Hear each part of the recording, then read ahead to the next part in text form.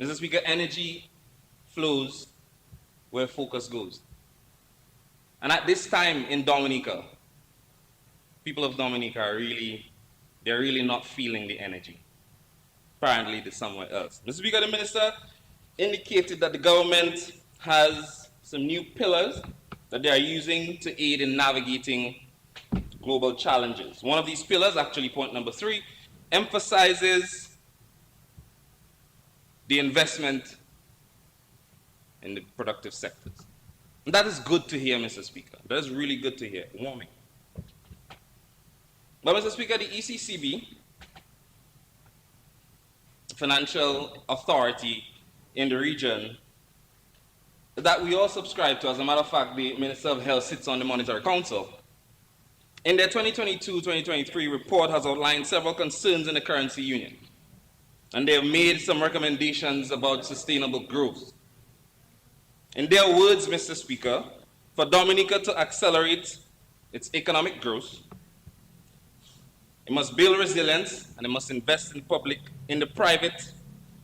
It must invest in the productive, sectors, such as agriculture, tourism, manufacturing, and job creations. And according to the minister, I doesn't understand that. According to the minister, the government has taken the decision to increase its budgetary allocations to the productive sectors to facilitate the emergence of new business and expand existing business. And Mr. Speaker, the numbers tell a different story. Now, I listened to the Minister of Agriculture yesterday, and he's talking. But I don't know. I don't know if he's correct, because Mr. Speaker, the amount of money I hear the Minister of Agriculture calling yesterday, and then he was talking about monies that we spent since Maria and since Erica and so on and so on and so forth. Mr. Speaker, that is not reflected here in these estimates. I'm not sure if it reflected somewhere else. He maybe have numbers that I don't have, but it's reflected somewhere else. Mr. Speaker, in the approved budget of 2022-2023 under the public sector investment, at only 8.27%, a sum of 46,852,374 was approved for the Ministry of Blue and Green Economy, Agriculture, and National Food Security. But for some reason, Mr. Speaker, only $19,842,076 was spent. Of that amount, $7.2 million was spent in the rehabilitation of the Marigot and Roseau fisheries complexes. Now, Mr. Speaker, that's very strange, because that does not suggest that agriculture is a priority. Now, like I say, Mr. Speaker, I stand corrected. Maybe the Minister of Agriculture have numbers we don't have. And if he does, that's very unfair, because they gave us this document. That doesn't suggest, that type of performance doesn't suggest that we're interested in reduction of the food import bill and investing in agriculture.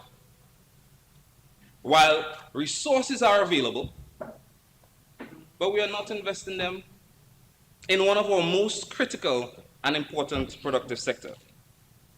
Mr. Speaker, the ECCB records that Dominica is one of 2 current countries in the currency union where the food import bill increased last year as a percentage of global or total imports, forming 21% of the total imports into the island. All while we have resources allocated for the investment in agriculture that are being unspent. And Mr. Speaker, I heard the Minister of Energy and even the Minister of Finance, and everybody is talking about people should, grow what they eat and eat what they grow. But Mr. Speaker, we're not helping them to do that, because we are leaving allocated funds for the Ministry of Agriculture unspent. I don't know, maybe we didn't have anywhere else to spend it, but like I say, I stand corrected. I almost bazooed last night when I heard the Minister of Agriculture calling numbers. Mr. Speaker, what further worries me is that last year our allocation under the public sector investment for agriculture was 8.27%. This year it is much lower at 6.77%. Mr. Speaker, that does not seem like an increase in allocation to a productive sector, all right? So, again, Mr. Speaker, the numbers is telling a different story. That type of trend, Mr. Speaker, I am not sure how it will get us from a $274 million contribution to GDP to a $700 million contribution to the GDP, because we're leaving money unspent. Mr. Speaker, in one of our other productive sectors, tourism, the numbers is telling, well, the numbers usually tell a story, but this time it's telling something else, Mr. Speaker. It's much bigger than a story. Somebody would say it's a scandal, but I wouldn't say that. I would never say something like that. Because, Mr. Speaker, an allocation of $15,334,598 was allocated for the sector in 2022-2023. A productive sector with so many cross-linkages and cross-cutting industries that benefit from the development of the sector. But, Mr. Speaker, we only spent 10.7% of that allocation, $1.6 million out of the public sector investment allocation for tourism. How is that possible? How is that possible, Mr. Speaker? How do we feel knowing that we could have done better for our vendors? How do we feel knowing that we left money on the table in the last budgetary or the last reporting period? How do we explain that to our vendors? How do we explain that to the other stakeholders within the tourism industry and who benefit from the tourism industry? Mr. Speaker, that is very, very challenging for me to understand. It's almost frightening. According to the ECCB, again, Mr. Speaker, we are expected to increase our stayover visitors in 2025. Right? Now,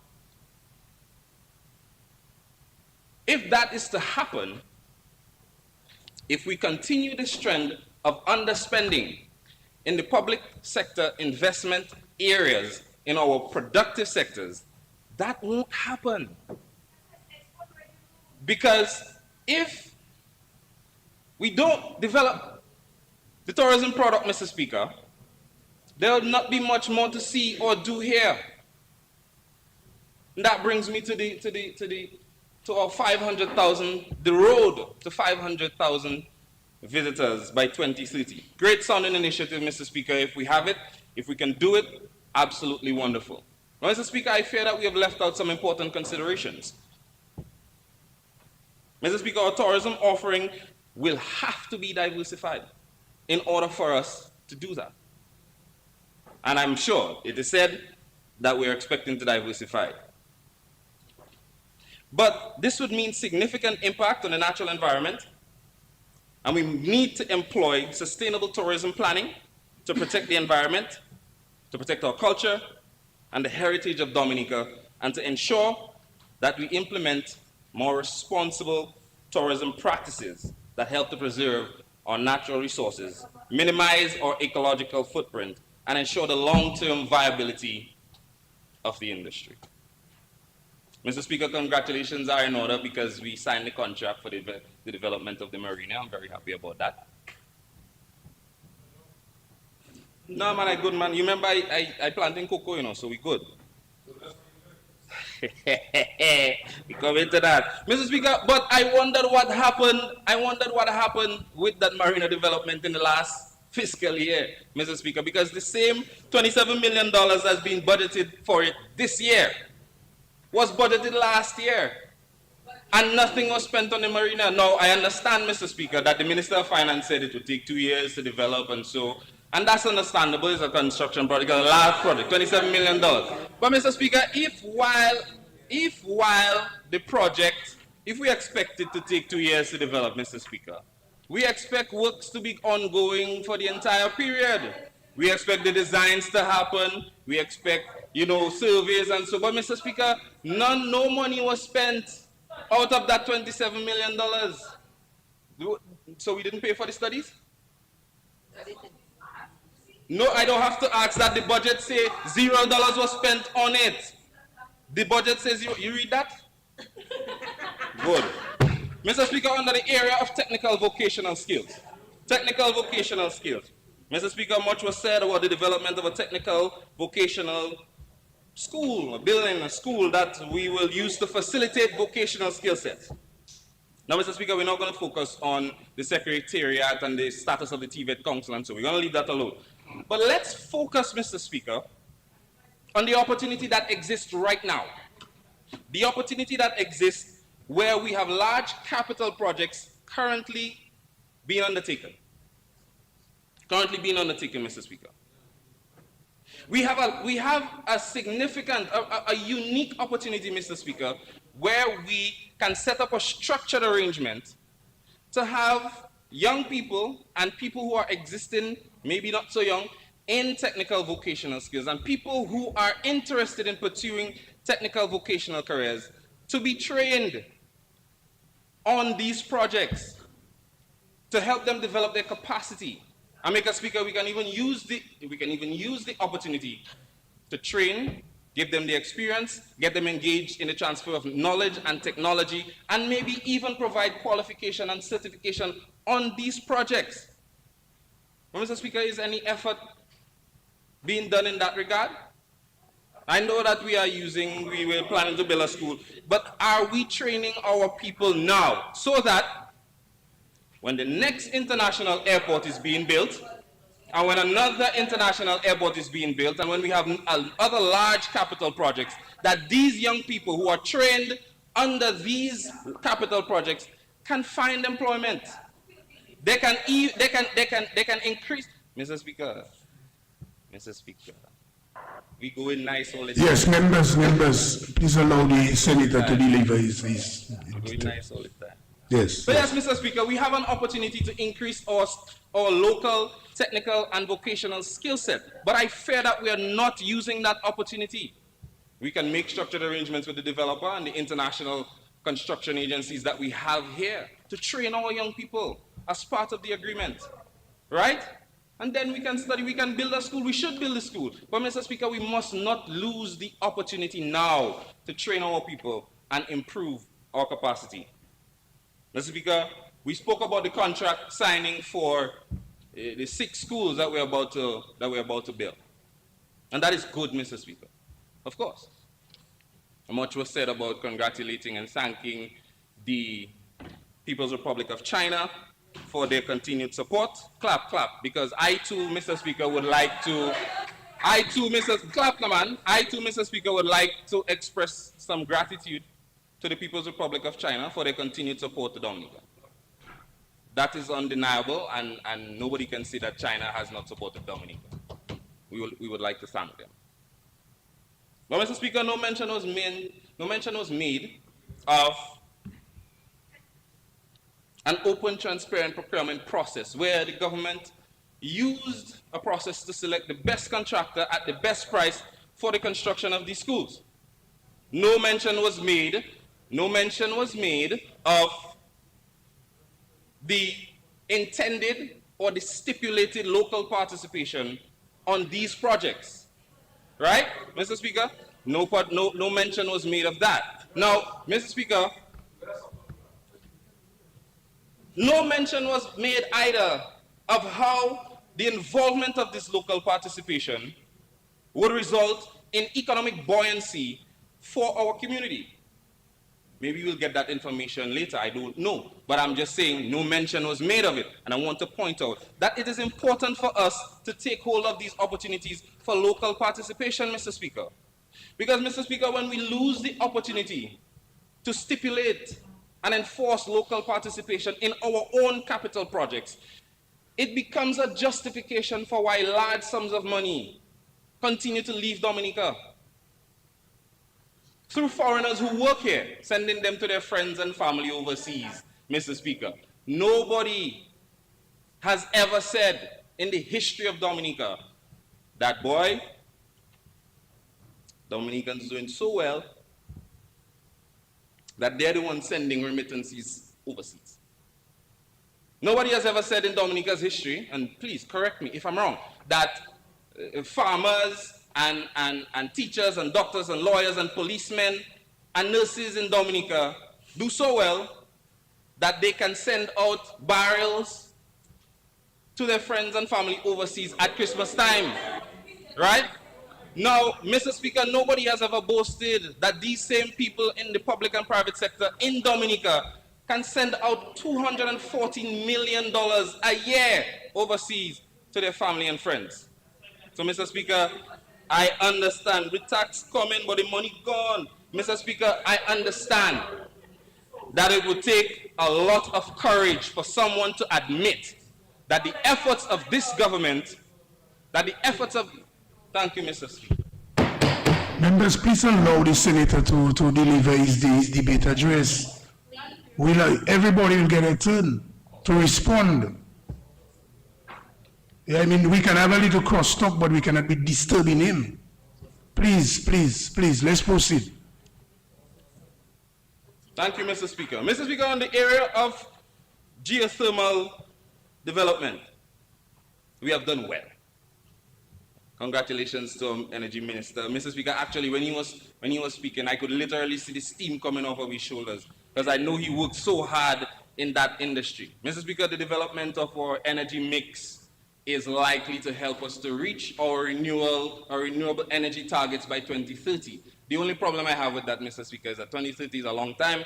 That is 2 election cycles away, and I'm not sure if the minister will still be here because it's him alone we can trust with that, right? So, I don't know, it's a long time, 2 election cycles. So, Mr. Speaker, it worries me because it gives me a lot of fear that we may not have enough time to get this right because it's 2 election cycles. You sure? Positive. All right, Mr. Speaker, congratulations. Mr. Speaker, 50 homes in Warner and Cotton Hill for young professionals, the youth and employees in the public and private sector to help them realize their dream of owning a home. Mr. Speaker, that is a good thing. But Mr. Speaker, it was budgeted for last year. The same $5 million rolling over this year. And nothing was done. Well, Mr. Speaker, let me not say that. I don't know if the figures, I don't know, Mr. Speaker. What I can say is that nothing was spent. It shows $0 spent in the estimates. Now, Mr. Speaker, money is not the problem. Land is not the problem. Access to international and local construction support is not the problem. So, Mr. Speaker, maybe it didn't have any young people in the last financial reporting period that were dreaming. It didn't have no young professionals that were dreaming that these houses could have benefited. So that's why we didn't start it, and they are not available. And Mr. Speaker, I also want to ask for a little bit of clarification because yesterday, the Minister for Fisheries, he taught me to do a little quick maths in my head there. And $5 million, 50 homes, if I do a little quick maths in my head there right now there, that's about $100,000 per unit. Mr. Speaker, the way inflation going, the Energy Minister spoke about the increase in inflation, the Ukraine war, you know, we like to talk about those things. The way inflation going, I'm not sure $100,000. 10 more minutes. 10 more minutes, we're moving fast. Mr. Speaker, health and wellness. Our health sector is not often looked at as a productive sector. And Mr. Speaker, without a functioning healthcare system, none of your sectors will be productive. Because if your people cannot access, or they have fear about accessing proper healthcare management, it is unlikely that they would be productive. Now, the Minister of Health, the Minister of Finance, sorry, the Minister of Health to talk it, we come into that. When Minister of Finance mentioned that the government has taken note of the concerns expressed by the public about their experience with the healthcare system and healthcare facilities. But Mr. Speaker, that must not be glossed over, you know. We must not pretend that, you know, we hear what you say and we understand and, you know, we'll write up in somewhere and that will just, you know, blow away with the wind.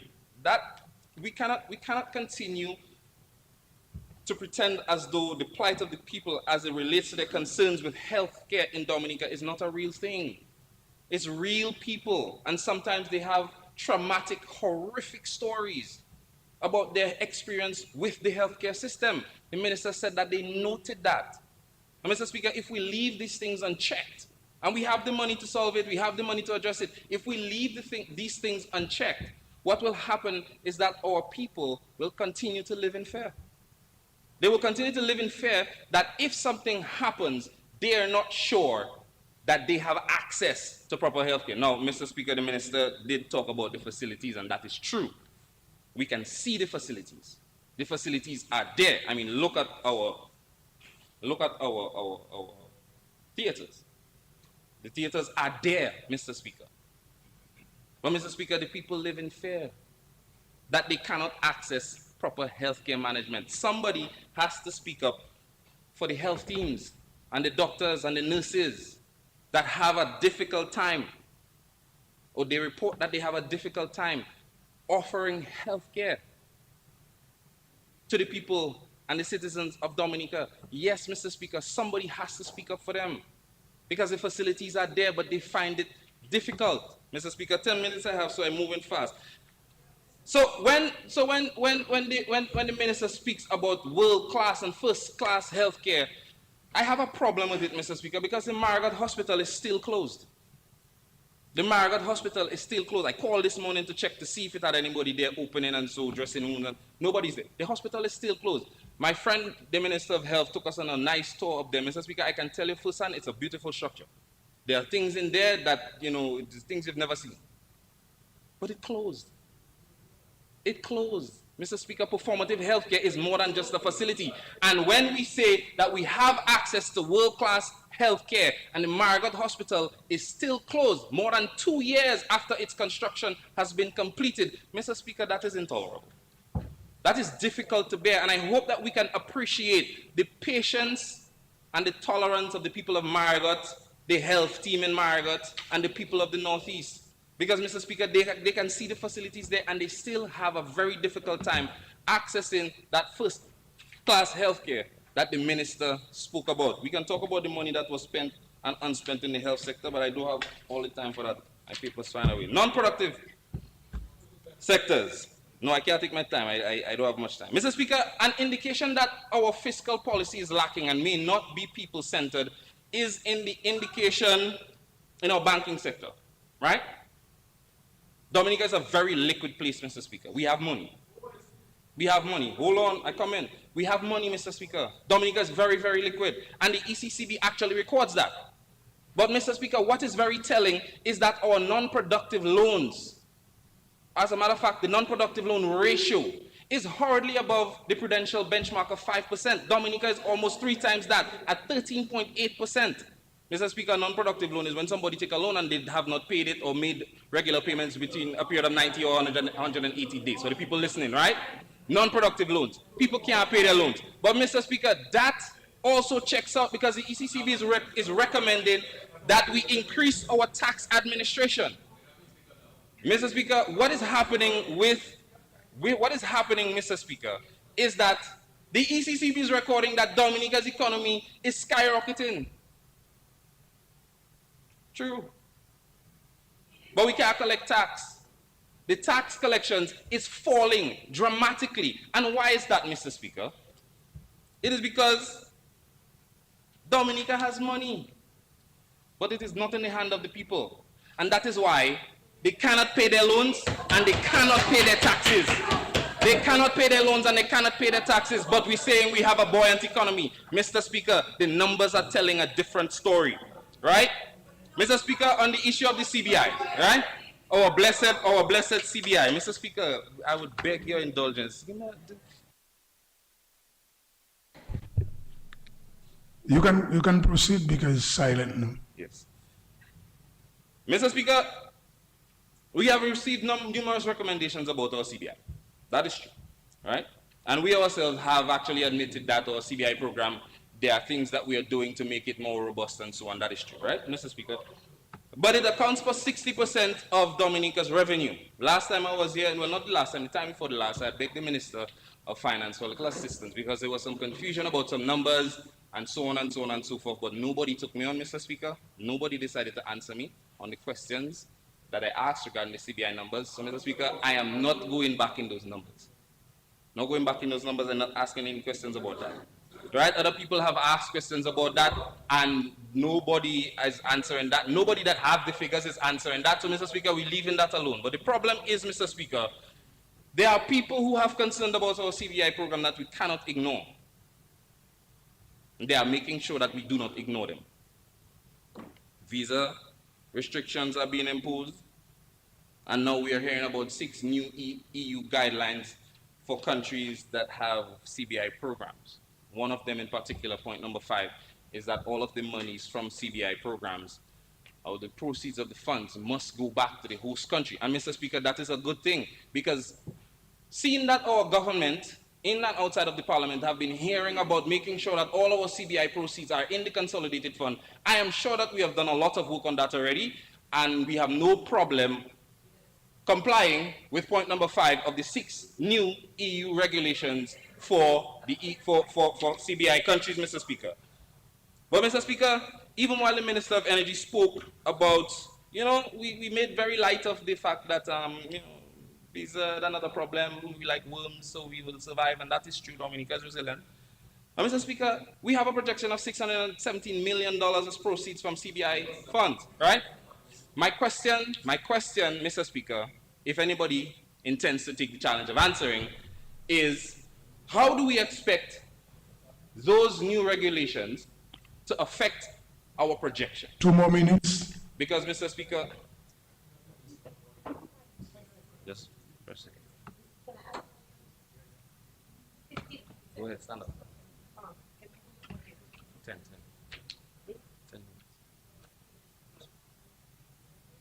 Okay, it's on now. Can I request 15 more minutes for Mr. How many? 10 you want? 10 more minutes for Mr. Paris. You are a member of parliament, you can move a motion. Okay, I move a motion to request 10 more minutes for Senator Paris. Any seconder? Second. I second the motion. It has been moved and seconded that Senator Paris be given an additional 10 minutes. Those in favor? Aye. Those against? Mr. Speaker, I have the ayes have it. Let's do that again. Those in favor? Aye. Those against? No. Yeah, so it didn't work out. No. All right, Mr. Speaker, very quickly. But you heard the question about our projections. Mr. Speaker, but we cannot lose the CBI, yeah? We cannot lose the CBI. That 60% is very, very, very important to us. Because, Mr. Speaker, if that is affected too badly, and I would like to ask the minister, the member for Granby to help me, is not only supporters of the government, the non-supporters of the government that will, how you say it, sell? Help me now. So, yeah, no, Mr. Speaker, suck salt. It's not only members that not supporting the government that will suck salt, Mr. Speaker. Plenty more people will suck salt. All right? We're moving on to the international airport, Mr. Speaker. Something there is very confusing, because the way we're spending money on the international airport, Mr. Speaker, by the time it is finished, we would have paid up for it completely at the rate we're spending money, right? Now, last year, we see what the figures is. We already document. We're not going to go into it. This year, but that was $151 million over what we had budgeted for the international airport. And this year, we're asking for another $233,572,000. Mr. Speaker, for the avoidance of doubt, nothing is wrong with an international airport. We support it. It is a good venture. But nothing is preventing us from doing it right and making sure that everybody will benefit for it, Mr. Speaker. In closing, Mr. Speaker, time out. Thank you. Thank you very much, Mr. Speaker. That's why they say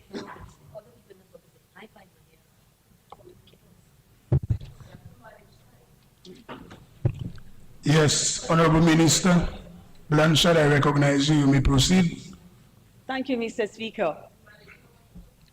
Mr. Speaker, amazing. Absolutely amazing. Mr. Speaker, I beg your indulgence to read from my notes, please. Permission granted. Thank you, Honorable Mr. Speaker. Mr. Speaker, my amazing, absolutely amazing introduction was as I reflect on the budget presented on Tuesday. Mr. Speaker, so I rise, driven by my confidence in the vision and the leadership of this great Dominica Labour Party government, who over the years has undoubtedly transformed this beautiful island, Dominica. And I say so, Mr. Speaker, with no fear of contradiction, Because, Mr. Speaker, I can see, I can hear anybody who says that this Dominica is the same Dominica they knew 20 years ago. I don't know if I can say it's lie. It's being dishonest. That's probably the parliamentary language. It's being dishonest. And I stand by my words.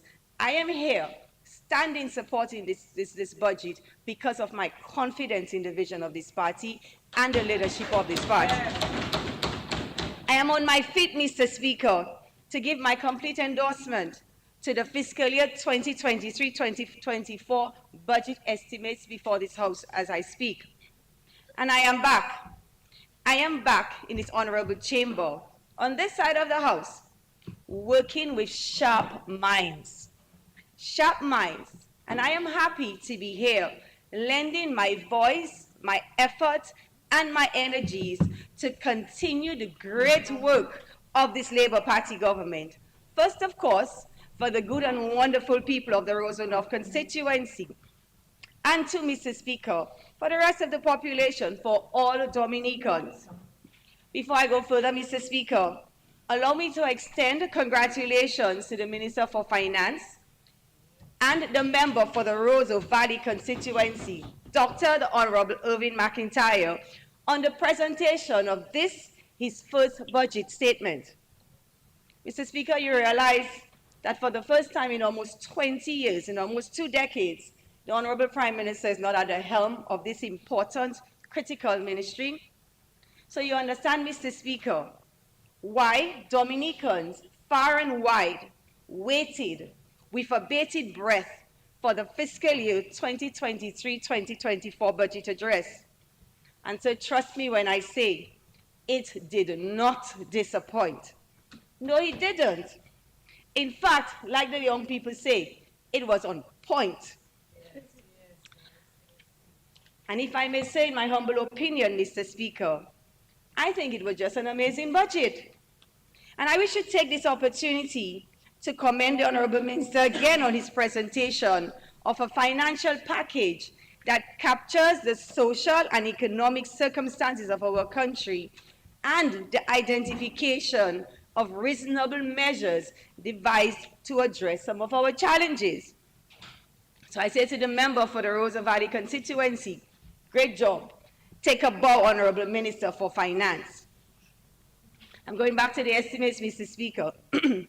As I reflected on the budget statement and the estimates in preparation for my contribution today, the words that came to my mind included impressive, appropriate, awesome, timely, transformational, reinforcing, strategic, or in my new favorite word, simply amazing.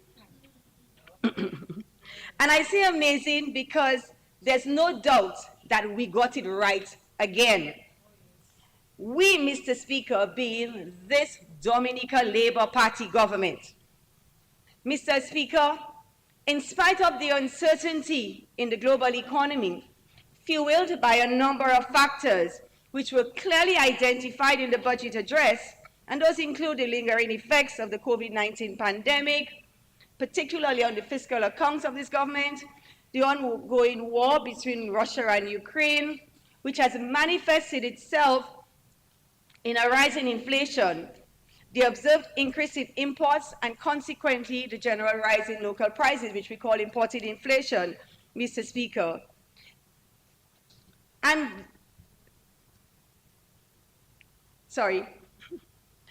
the continued threats associated with global warming, this forward-thinking government has chosen to be strategic and to prepare for the future. For the avoidance of doubt, I say we got it right again because this budget is focusing on major investments in the productive sectors, including agriculture, tourism, manufacturing, geothermal. And I was so happy when I heard the senator on the other side of the House confirm this, as he said he read in the ECCB's report. This budget, and we got it right, also included major investments in large projects that will lay the foundation or continue to lay the foundation for growth and expansion of our local economy. And these include the much-awaited international airport. Yes, Mr. Speaker, the airport coming. I'm just listing this for now, but you can imagine I'm going to return to that important project. Other major investments to the road network. And I liked the Chinese expression, which has worked for them, and I'm sure will work for us too. And that Chinese expression is, if you want to be wealthy, build a road first. And if you think back of the number of investments we have had to upgrade our road network, we are following suit because we know it is important and it will work for us too. Mr. Speaker, other major investments in the budget include a marina at Cabritz, 5-star hotels, a geothermal project, not only to reduce the cost for us here in Dominica, but also the cost of production locally, which will make us more competitive and allow us to be able to attract additional foreign direct investment, foreign savings, to complement what we have to grow and expand this economy, Mr. Speaker. Also, Mr. Speaker, job creation through the expansion of the private sector and the general diversification of our economy. And there is no doubt, Mr. Speaker, we are continuing to build for the future. Over the past 8 months or so, there's been much talk about the national reset.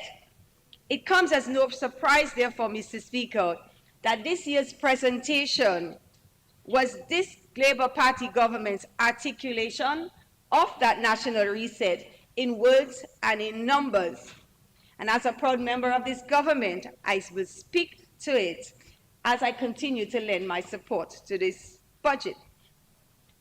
But before I do so, Mr. Speaker, allow me to take the people of Dominica back to November 2022, when the Honorable Prime Minister made the bold announcement, the call for a national reset.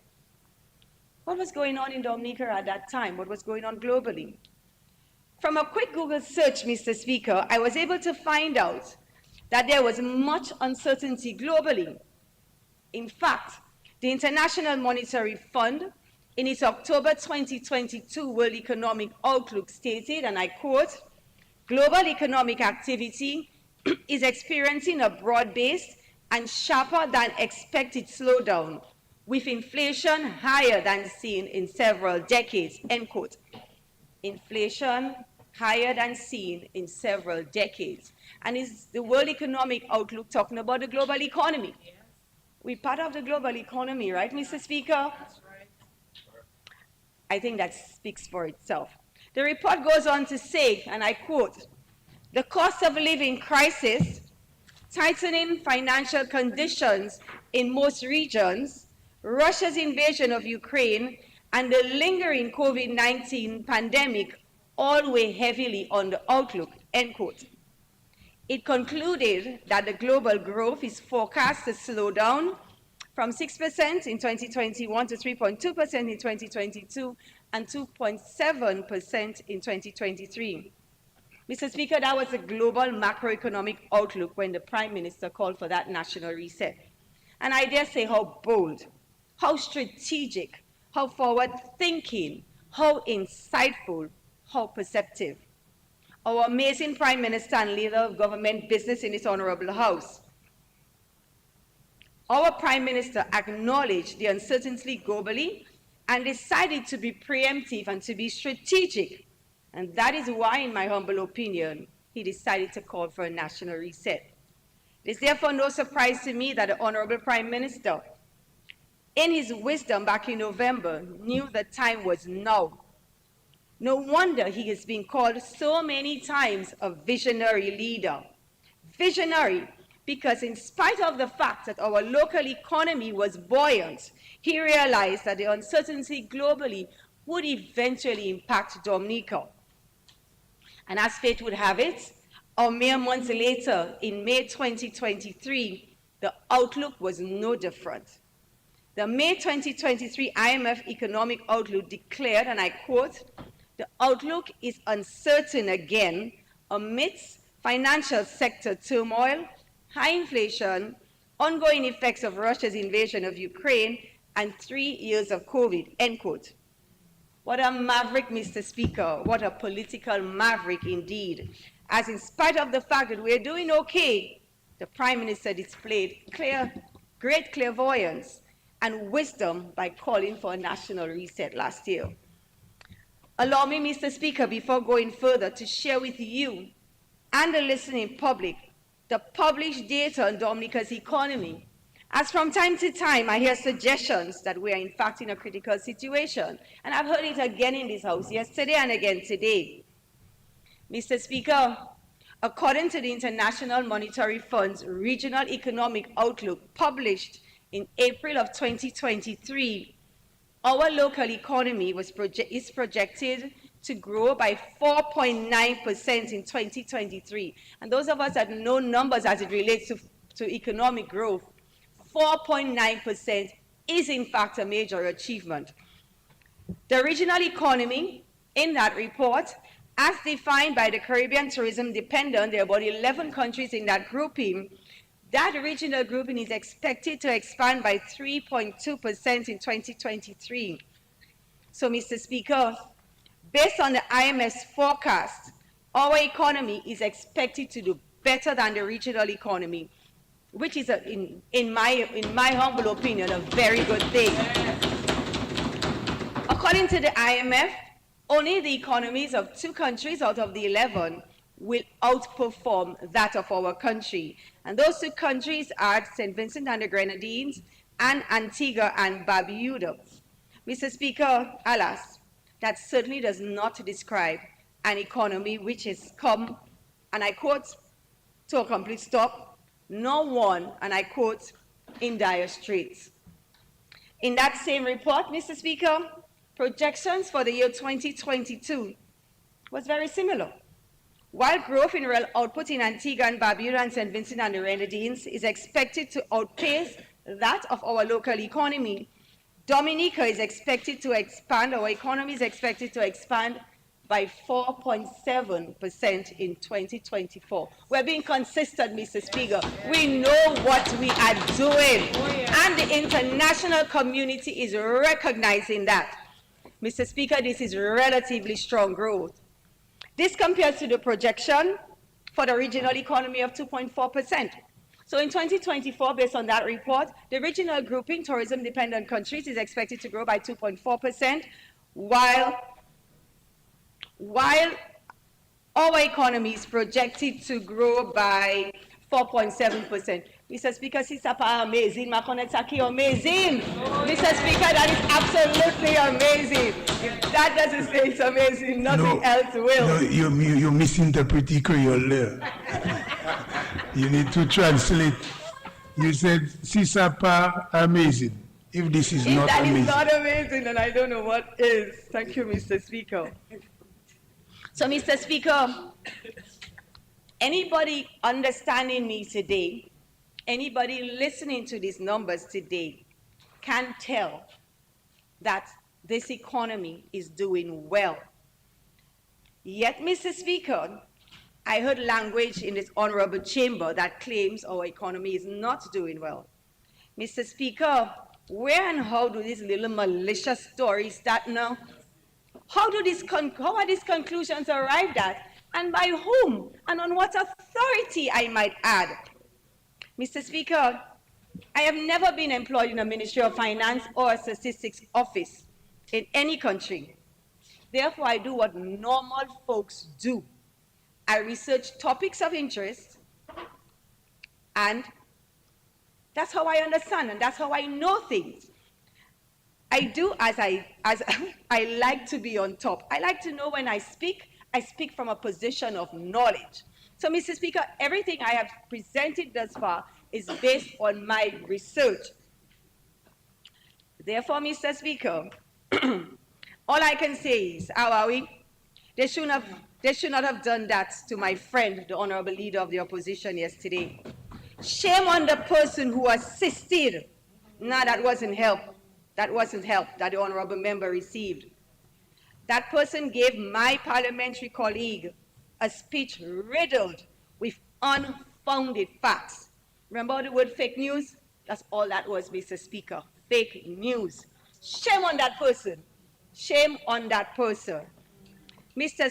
Speaker, previously, I have gone through great pain to explain what a budget rebuttal is all about in this Honorable House. In short, it's a critique of what was presented and to provide an alternative policies and programs, and of course, it has to have numbers to it, because a budget is about numbers, Mr. Speaker. Mr. Speaker, I won't go much further with this except to say, through you to the honorable member, we are parliamentary colleagues. You and I are friends. Allow me through you to say to the member, next time, let people play brave themselves and come and stand in this honorable chamber and speak their foolishness. Is that unparliamentary? No. And let them be brave and come themselves. If you were directing it to the honorable member, it would be unparliamentary. No, not but to her. If you are talking about people, it's okay. No. You can proceed. So let people play brave themselves and come in this honorable chamber and read their own speech. Don't allow any coward to use you as a mouthpiece. Don't make them do you that. Don't make them do you that. Next time, give me a call and we can meet up and go through the numbers. I promise I will point out to you the priority projects and discuss the expected impact of those projects. Because trust me when I say to you, there will be positive spin-offs from all of our projects. I will work with you so that you can understand and see that this Dominican Labour Party government is in fact a hard-working government. We take time to discuss those ideas and to strategize to ensure maximum benefit to the people of Dominica, the people who voted legally to put us on this side of the House, Mr. Speaker. Yes. Truth be told, Mr. Speaker, when preparing my presentation, I had every confidence that my new parliamentary colleagues on the other side of the House all subscribe to the saying, si bodibo. If it's good, say it's good. But alas, Mr. Speaker, when I expected them to stand up one by one, and sing, you know that song, Labour Still the Best Choice? I can't sing. That's what I expected them to do, stand up one by one and sing, Labour is still the best choice. But alas, it was not meant to be. Mr. Speaker, as you know, I've always taken great interest in the budget rebuttal, the expected alternative scenario, as we say it in my other life, listening attentively, eager to recognize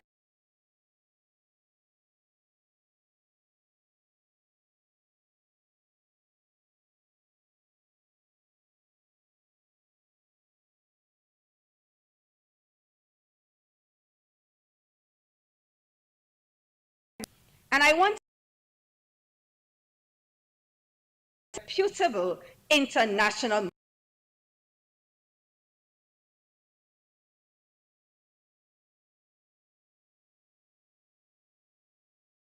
mouse, Mr. Speaker. I'm sure no one in this chamber will dare change the numbers or reputation of the IMF. Mr. Speaker, I cannot go past the gloom and doom spoken about the Dominica Citizenship by Investment Program. Mr. Speaker, I just can't. One may ask, Mr. Speaker, why? And the answer is simple. I have spoken for years, time and again, when I first served, of the benefits of the CBI program to this country. Mr. Speaker, I went back to my own archives. I went back and I was able to confirm that in my contribution to the budget debate in 2019-2020 budget debate, I referred to the CBI program as the goose that laid the golden eggs.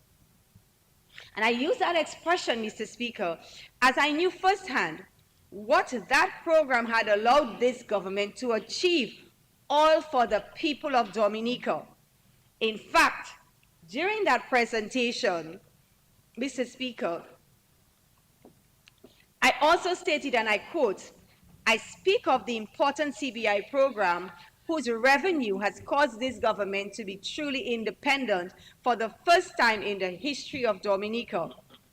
True independence means being able to implement policies and programs with no input from anyone, end quote. How then can any right-thinking Dominican rejoice at this time, Mr. Speaker? I just cannot understand. Mr. Speaker, I won't go way back, but I want to briefly share some numbers with you, Mr. Speaker. some numbers that show the importance of the CBI inflows in the management of COVID just recently. Mr. Speaker, everyone knows. Mr. Speaker, everyone knows that COVID popped up on us. We were not expecting it. But this government had the resources to stand up and to protect the citizens of Dominica because of the CBI program.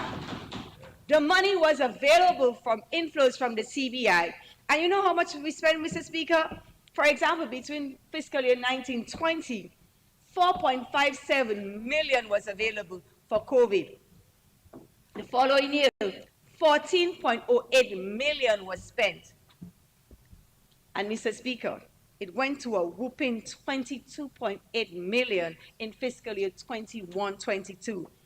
And Mr. Speaker, I know I don't have to remind this Honorable House of the recovery post-Maria and the hundreds of millions of dollars spent on cleanup and recovery efforts, Mr. Speaker. We on this side of the House are aware of how the CBI has enabled this government to meet some of our development goals. And against this backdrop, I say with confidence that this Dominica Labour Party will do all in its power to protect the CBI, our goose that laid the golden eggs. Yes. And this was confirmed, Mr. Speaker.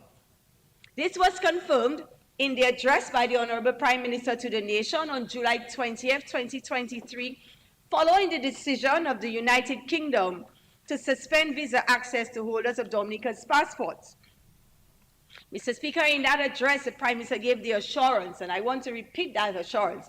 I quote, "We have fresh impetus to go back and relook where we can do even better in terms of giving our international counterparts confidence in our security measures," end quote. And Mr. Speaker, I have no doubt that this government will do exactly that. My dear constituents of Roseau North, Dominicans, be assured that your government is working for you and for your future. You are in good hands. Mr. Speaker, I'm going back to the budget.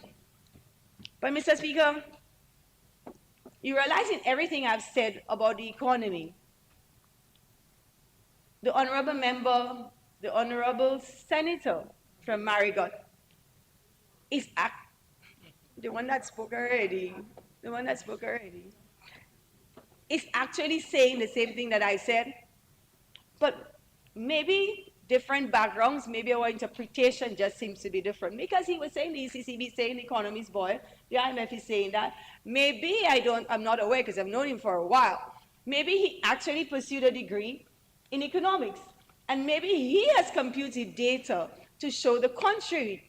Maybe he should show us his methodology so that we can discuss. But certainly, the words that he has uttered in quoting the Eastern Caribbean Central Bank as well, it is absolutely consistent with what the IMF has said, and certainly consistent with what I am seeing, Mr. Speaker. Mr. Speaker, I'm going to spend a little time, quickly, to talk about some of the major projects in the budget as I lend support to our amazing budget. Mr. Speaker, it would be remiss of me not to lend my support to several key elements outlined in the budget, which was so ably presented by the Honorable Minister for Finance. My main takeaway from the budget, Mr. Speaker, is that this government is continuing to lay the foundation to expand our economy and meet our development objectives as a country, with the aim, of course, to enhance the standard of living of every Dominican, including my parliamentary colleagues on the other side of the House. And Mr. Speaker, this is not at all. This budget has prioritized the preservation of our social program to safeguard the vulnerable. How commendable, I say, Mr. Speaker. In spite of the global uncertainty, we are doing well, we are doing okay, and we recognize as a caring government that there are people who are relying on us, and this government took the decision to continue to look after the vulnerable, Mr. Speaker. Indeed, this is evident in the list of development projects presented in the budget.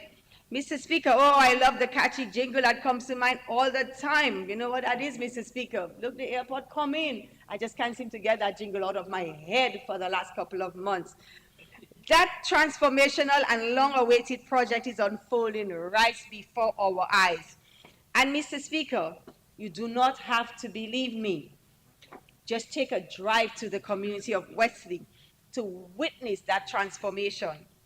One of the first things you'll see, Mr. Speaker, is the vibrant new community at Joe Burton. The homes built for residents whose houses were located on lands identified for the construction of the international airport. And that isn't all, Mr. Speaker. Work is progressing otherwise, but I invite you to visit the area and the rest of Dominica to visit that area to see firsthand what this great Dominica Labour Party is doing, Mr. Speaker. The international airport will undoubtedly be the most significant and transformational project in the history of our country. And I wish to echo the sentiments of the leadership of this government that we are determined to make this project a reality. The international airport is coming. Thank you, Honorable Member, for the Marigot constituency. I see that jingle is rubbing off on you very quickly. Thank you for that. Mr. Speaker, make no mistake, the government is working hard and is a hard-working government, and we are resourceful. And under the able guidance of the Honorable Prime Minister, our esteemed leader, we will forge ahead with the construction of the international airport. There's general consensus that this project will open new avenues to stimulate our local economy. But even before I speak of the long-term merits of the project, which I probably don't need to because everybody already understands, what are the benefits we already seen on the ground? The Honorable Member for the Wesley constituency already told us about the number of persons engaged in that project. But I'm telling the member, I'm coming for a slight piece of that pie. Mr. Speaker, I can't contain my excitement over the construction of the long-awaited international airport. Just imagine the buzz and activity when earthworks begin. We're talking about a massive boost to employment, not only in the construction, on the construction site, but also in the surrounding communities. I expect people will flock to the Wesley area in search of those opportunities. And I expect some of those people to be people in the Roseau North constituency. Mr. Speaker, I am determined to ensure that the Roseau North constituents have information on all of the available job opportunities on that airport site. Yes, Honorable Grant, we're coming for some.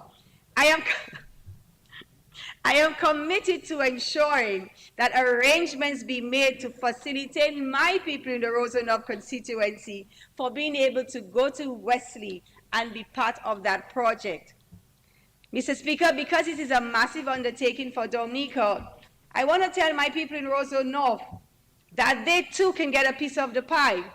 In fact, as soon as information is available, the jobs that are currently available, I will come to you so that we can strategize to see how you can get an interview and how you can get to and from Wesley.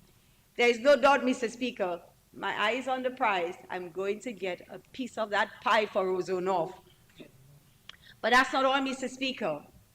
Everyone, we all need to be forward-thinking and start getting ready for the other jobs that will be available. 30 more minutes. Okay. With the influx of visitors, there will be a demand for various services. So let us seize the moment, Dominicans, and let us be proactive. From entertainment to bed and breakfast accommodation to catering services, providing snacks and lunch for the people who are working, even the supply of some raw materials from local retailers, and of course, transportation services. We have a chance to be independent, to elevate our standard of living, and to truly thrive. This government is giving Dominicans those opportunities, and it behooves us We need to make use of them, Mr. Speaker. I also want to touch on the ongoing works to extend the runway at Douglas Charles Airport. Mr. Speaker, I'm doing a little bit of tourism for one reason. I'm speaking on what this government is doing in tourism because our goal is to diversify the economy, and one of the sectors identified to diversify the economy and is doing an amazing job already. They are actually allowing, and we are seeing the results of the work from the Ministry of Tourism in growing the economy, and that is why I am spending time to lend my support to those transformative projects in the budget, those that we expect and those that we are confident will help us to expand the economy. Senator Paris, I see you smiling, so I can see you agree with me. Thank you for that. Let us be clear. These improvements are absolutely essential because fundamentally they are about the safety and well-being of Dominican people and the visitors who come to our shores. As I have said, Mr. Speaker, the international airport will be built, but some naysayers are suggesting that we wait until there's a disaster, maybe before we make the necessary changes at Douglas Charles. What happens in the 3 to 4 years while we construct the international airport? Do we just sit by idly and forgo the economic benefits that could result from an improved Douglas Charles Airport? For sure, Mr. Speaker, this is also about hard economics. Improved facilities at Douglas Charles can only mean increased visitor arrivals, which will have spillover effects on our accommodation, our food and beverage and transportation and other sectors. Mr. Speaker, I have no doubts that the hoteliers and many service providers who cater to our tourists all stand with this government as we continue to prioritize the tourism industry, recognizing its endless benefits to us as a country. So this government is again being proactive. We are taking steps to solve the issues at our main airport, knowing that these changes will positively impact the economy and our people. And while on the face of it, it may not make sense to some right now, I can assure the people of Dominica that it will all come together in the end. Mr. Speaker, another project mentioned in the budget which holds so much promise for Dominica is the marina at Cabritz. You know, Mr. Speaker, earlier this year in March, a yachting festival was held in Portsmouth. And while I was not there in person, I heard from people who were in attendance, and I also saw some pictures on social media. Based on that, and from all accounts, it was a resounding success, and the event attracted hundreds of yachties and locals alike who had an opportunity to sample and experience our local culture. That event alone made an even stronger case for the construction of the marina in Portsmouth. And we give this government credit for moving ahead with yet another major project to diversify our economy. I am excited about the prospects for the North and for Dominica, Mr. Speaker. From what I have seen in recent months, the world is clearly interested in Dominica as a destination. It is obvious that the Minister of Tourism and her able team are doing something right. How else do we explain the numerous accolades in top publications about Dominica at this time? And Mr. Speaker, we all know what they are. We voted #1 island in the Caribbean by Travel and Leisure in both 2022 and 2023. Forbes listed Dominica in the top 5 destinations in 2023. Time magazine had us in the list of the world's greatest places. Mr. Speaker, even in Sports Illustrated 2023 swimsuit edition, Dominica was featured. Mr. Speaker, the onus is on us as a government and as a people to embrace these accolades and strong interest in our country as a destination. We have to jump on this, Mr. Speaker, and put the necessary infrastructure in place to attract as much of the tourist dollar as we can. But much of our success will depend on us and our attitudes, Mr. Speaker.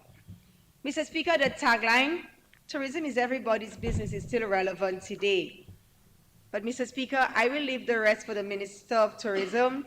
I think I have tried as much as I can to show that this government does have a plan.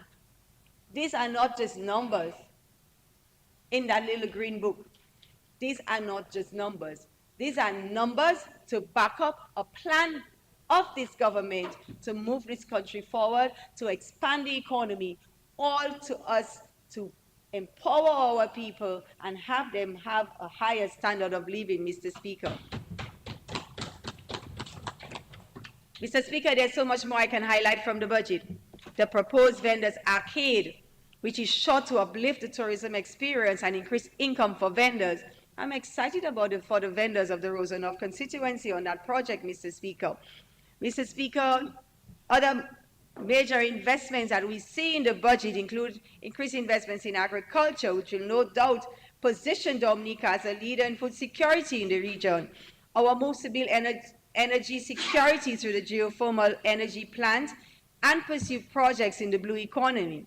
These are exciting and promising prospects for Dominica. But in the interest of time, I will shift my attention to important initiatives being undertaken within my ministry, some of which have already been articulated in the budget address. Mr. Speaker,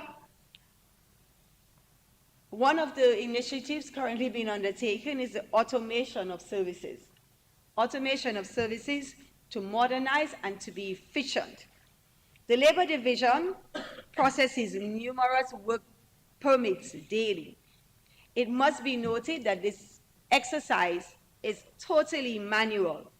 In pursuit of efficiency, consistent with the national reset, I'm delighted to announce that the services of the Labor Division will soon be fully automated. We are currently in the testing phase, and once implemented, this online service will allow clients to submit applications remotely, reducing wait time and processing delays. Moreover, Mr. Speaker, applicants will be able to check their status, the status of their applications online. Our goal is to strengthen and streamline processes through this modernization initiative. In addition, by the end of this fiscal year, we plan to complete the digitalization of all of our records in the Labor Division. This will enhance access to records and improve administrative efficiency to benefit all of our stakeholders. Mr. Speaker, one of the programs closest and dearest to my heart as part of my portfolio is the Canadian Caribbean Seasonal Agriculture Workers Program. Mr. Speaker, allow me to give some details on that program, which is really a job placement through the Labor Division. The countries within the OECS, which includes Dominica, we are represented in Canada by the Eastern Caribbean Liaison Services, which was established to administer members' interests in that Canadian program. Mr. Speaker, between 1976 and 2020, hundreds of Dominicans have traveled to Canada under the program, and many have become model ambassadors for their country and the region by extension. I remember the first time I was exposed to that program, Mr. Speaker, I was speaking to one of my colleagues, and he explained to me that constituents of his for a number of years had actually been on that program, and they were able to come back and build their own homes, Mr. Speaker. Isn't that an amazing program that this Dominica Labour Party is supporting? Mr. Speaker, at this time, we have 126 active workers from Dominica. It's important to note that in the last 2 years, we've actually had 4 women as part of that program. And we look forward to the continued participation and are hopeful that other women will also be interested in that program. I am happy to report, Mr. Speaker, that at present, a total of 19 young men from the Rosenhof constituency are part of this program. I know 19 out of 126, but Mr. Speaker, I'm getting there. Have no fear. Mr. Speaker, there is much interest for this program, and I give an assurance today, as especially to my constituents, that I will soon engage the Eastern Caribbean Liaison Services in an attempt to secure even more positions for Dominica in the future. Rosanov, I have heard you. I am coming to you. I'm on this. Trust me, I will get it done for you. Mr. Speaker, moving to the organizational review and reclassification. In 2019, the Honorable Prime Minister articulated the vision for the government of Dominica to work on the reclassification and modernization of the public service. Soon thereafter, government engaged CARICAD, Caribbean Center for Development Administration, to undertake the exercise. One of the main components of the ORR was a job evaluation exercise, which was conducted to determine the appropriate remuneration and reclassification of jobs in the public service to help establish internal equity. This process was undertaken in collaboration with a job evaluation committee consisting of public officers and members of the union trained in conducting the review and assessment, as well as a team of independent consultants coordinated by the staff of CARICAD. Mr. Speaker, we are pleased that a report on the job evaluation has been favorably reviewed, and we are proceeding with the first phase of implementation with effect from September 1, 2023. In summary, we have seen upgrades to 73 positions within the police service, fire and ambulance service, Department of Social Services, Environmental Health, Dominica Prison Services, the Division of Agriculture, Nursing Service, Forestry, Labor Division, Customs and Excise Division, Administration, and other departments of government.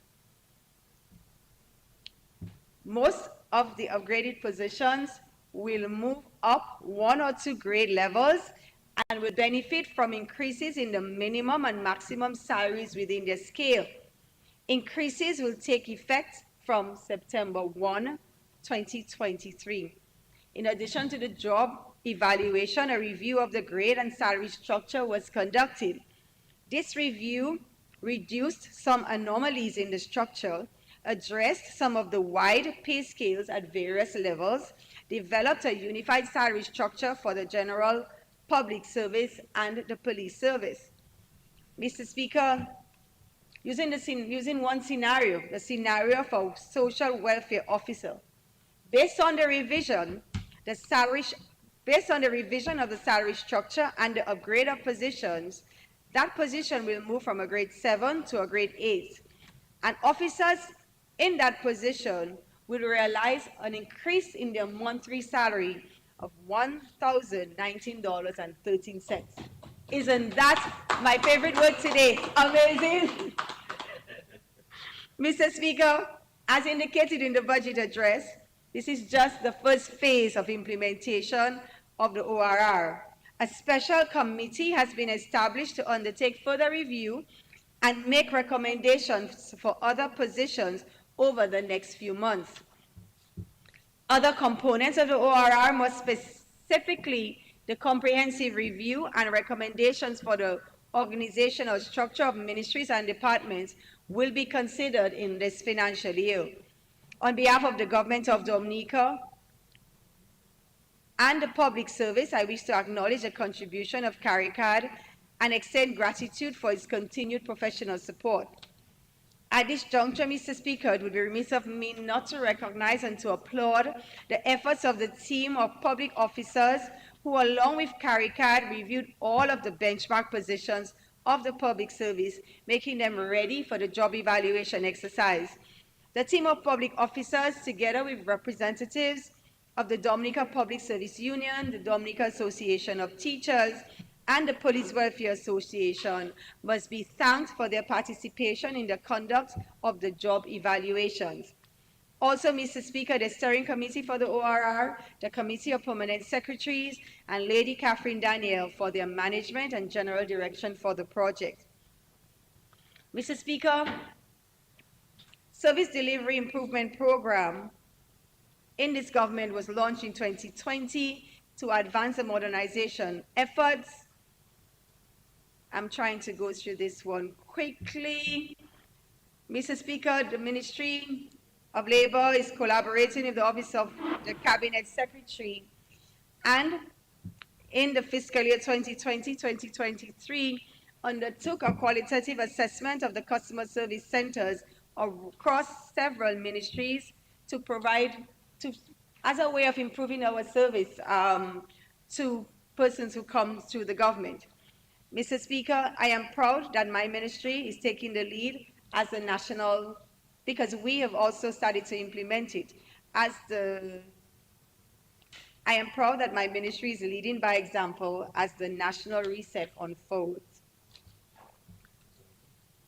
Mr. Speaker, in this age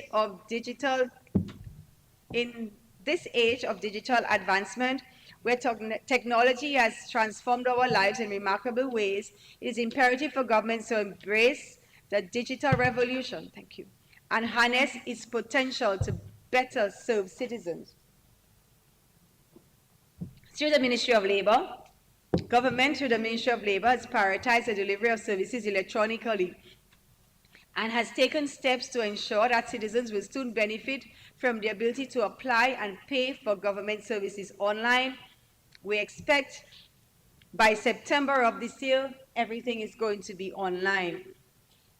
Mr. Speaker, I'm running out of time, and I need to move to the most important section of my presentation. Mr. Speaker, I'm back. You have 13 more minutes. 15. Mr. Speaker, I move that the honourable member be given additional 15 minutes. Second, Mr. Speaker. It has been moved and seconded that the honourable member be given an additional 15 minutes. Those in favor? Those against? No.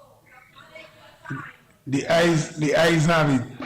You are given an additional 15 minutes.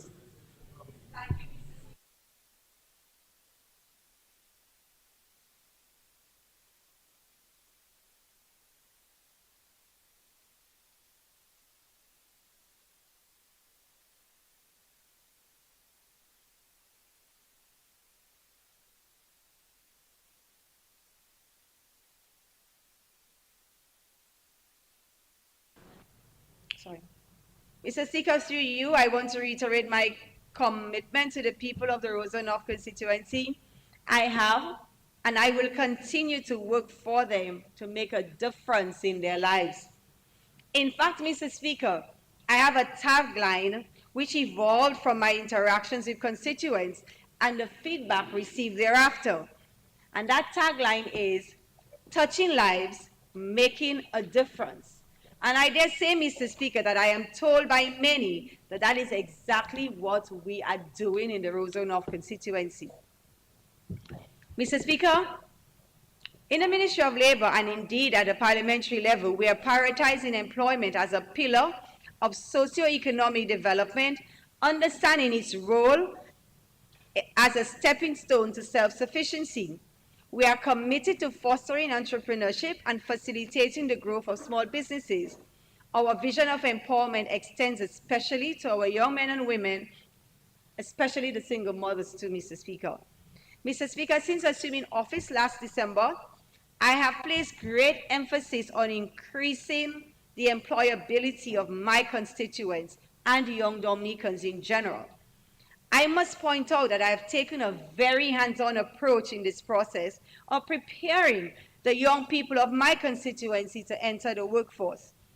Mr. Speaker, in my constituency, Roseau North is home for many enterprising youth who want access to better opportunities and to build better lives for themselves, which makes this initiative suitable for our area.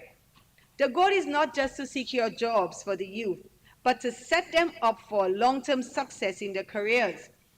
Mr. Speaker, my objective is empowerment through employment, through skills development, and through education. I understand that we need to hand our people the means to stand on their own 2 feet, to make their own way in life, and to take charge of their own future. And so, Mr. Speaker, I see myself as a facilitator of their dreams and aspirations, as I understand that I have a number of young men and women throughout the constituency who only need a little helping hand. That's all they need, Mr. Speaker, a helping hand to get their lives on the right track, as we say. They're no different from any of us in this honorable chamber, Mr. Speaker. And I say to you, they are bright sparks. I have already seen that just a little outreach can make a huge difference in their lives, and that is what I have been doing. Mr. Speaker, in January, fresh out of the general elections, I took it upon myself to call the private sector to request their assistance. And the assistance that I requested was with respect to information. I asked them for their help to tell me when they have job opportunities so that I can be aware of those opportunities to match them. You know, like a headhunter, Mr. Speaker, matching job opportunities with skills. This is what I have been trying to do. This was my first task as a para rep, and I am proud to say so. Anything to empower my people, I in it. Rosanoff, I got you. As you can imagine, I didn't stop there. I facilitated myself one-on-one sessions with my constituents to assist them in the preparation of cover letters and resume writing, in interviewing techniques. I went further, Mr. Speaker. I've had sessions and discussions on the way to dress, the way to speak during a job interview, how to make the first impression on a job interview. And Mr. Speaker, I stand and I am proud and boldly report that a number of my constituents have been successful thus far at their job interviews in the private sector. And some of them, and a lot of them, are already gainfully employed.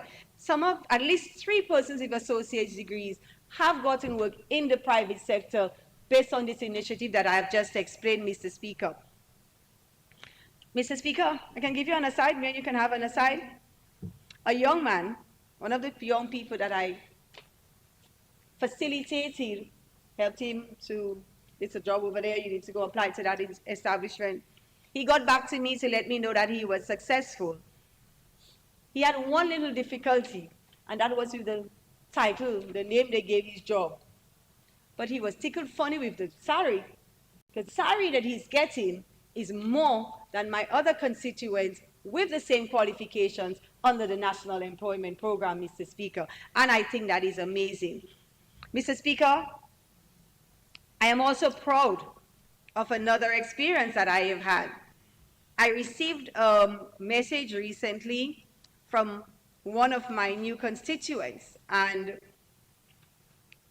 she sent me a message to say that she's enjoying her job, Mr. Speaker.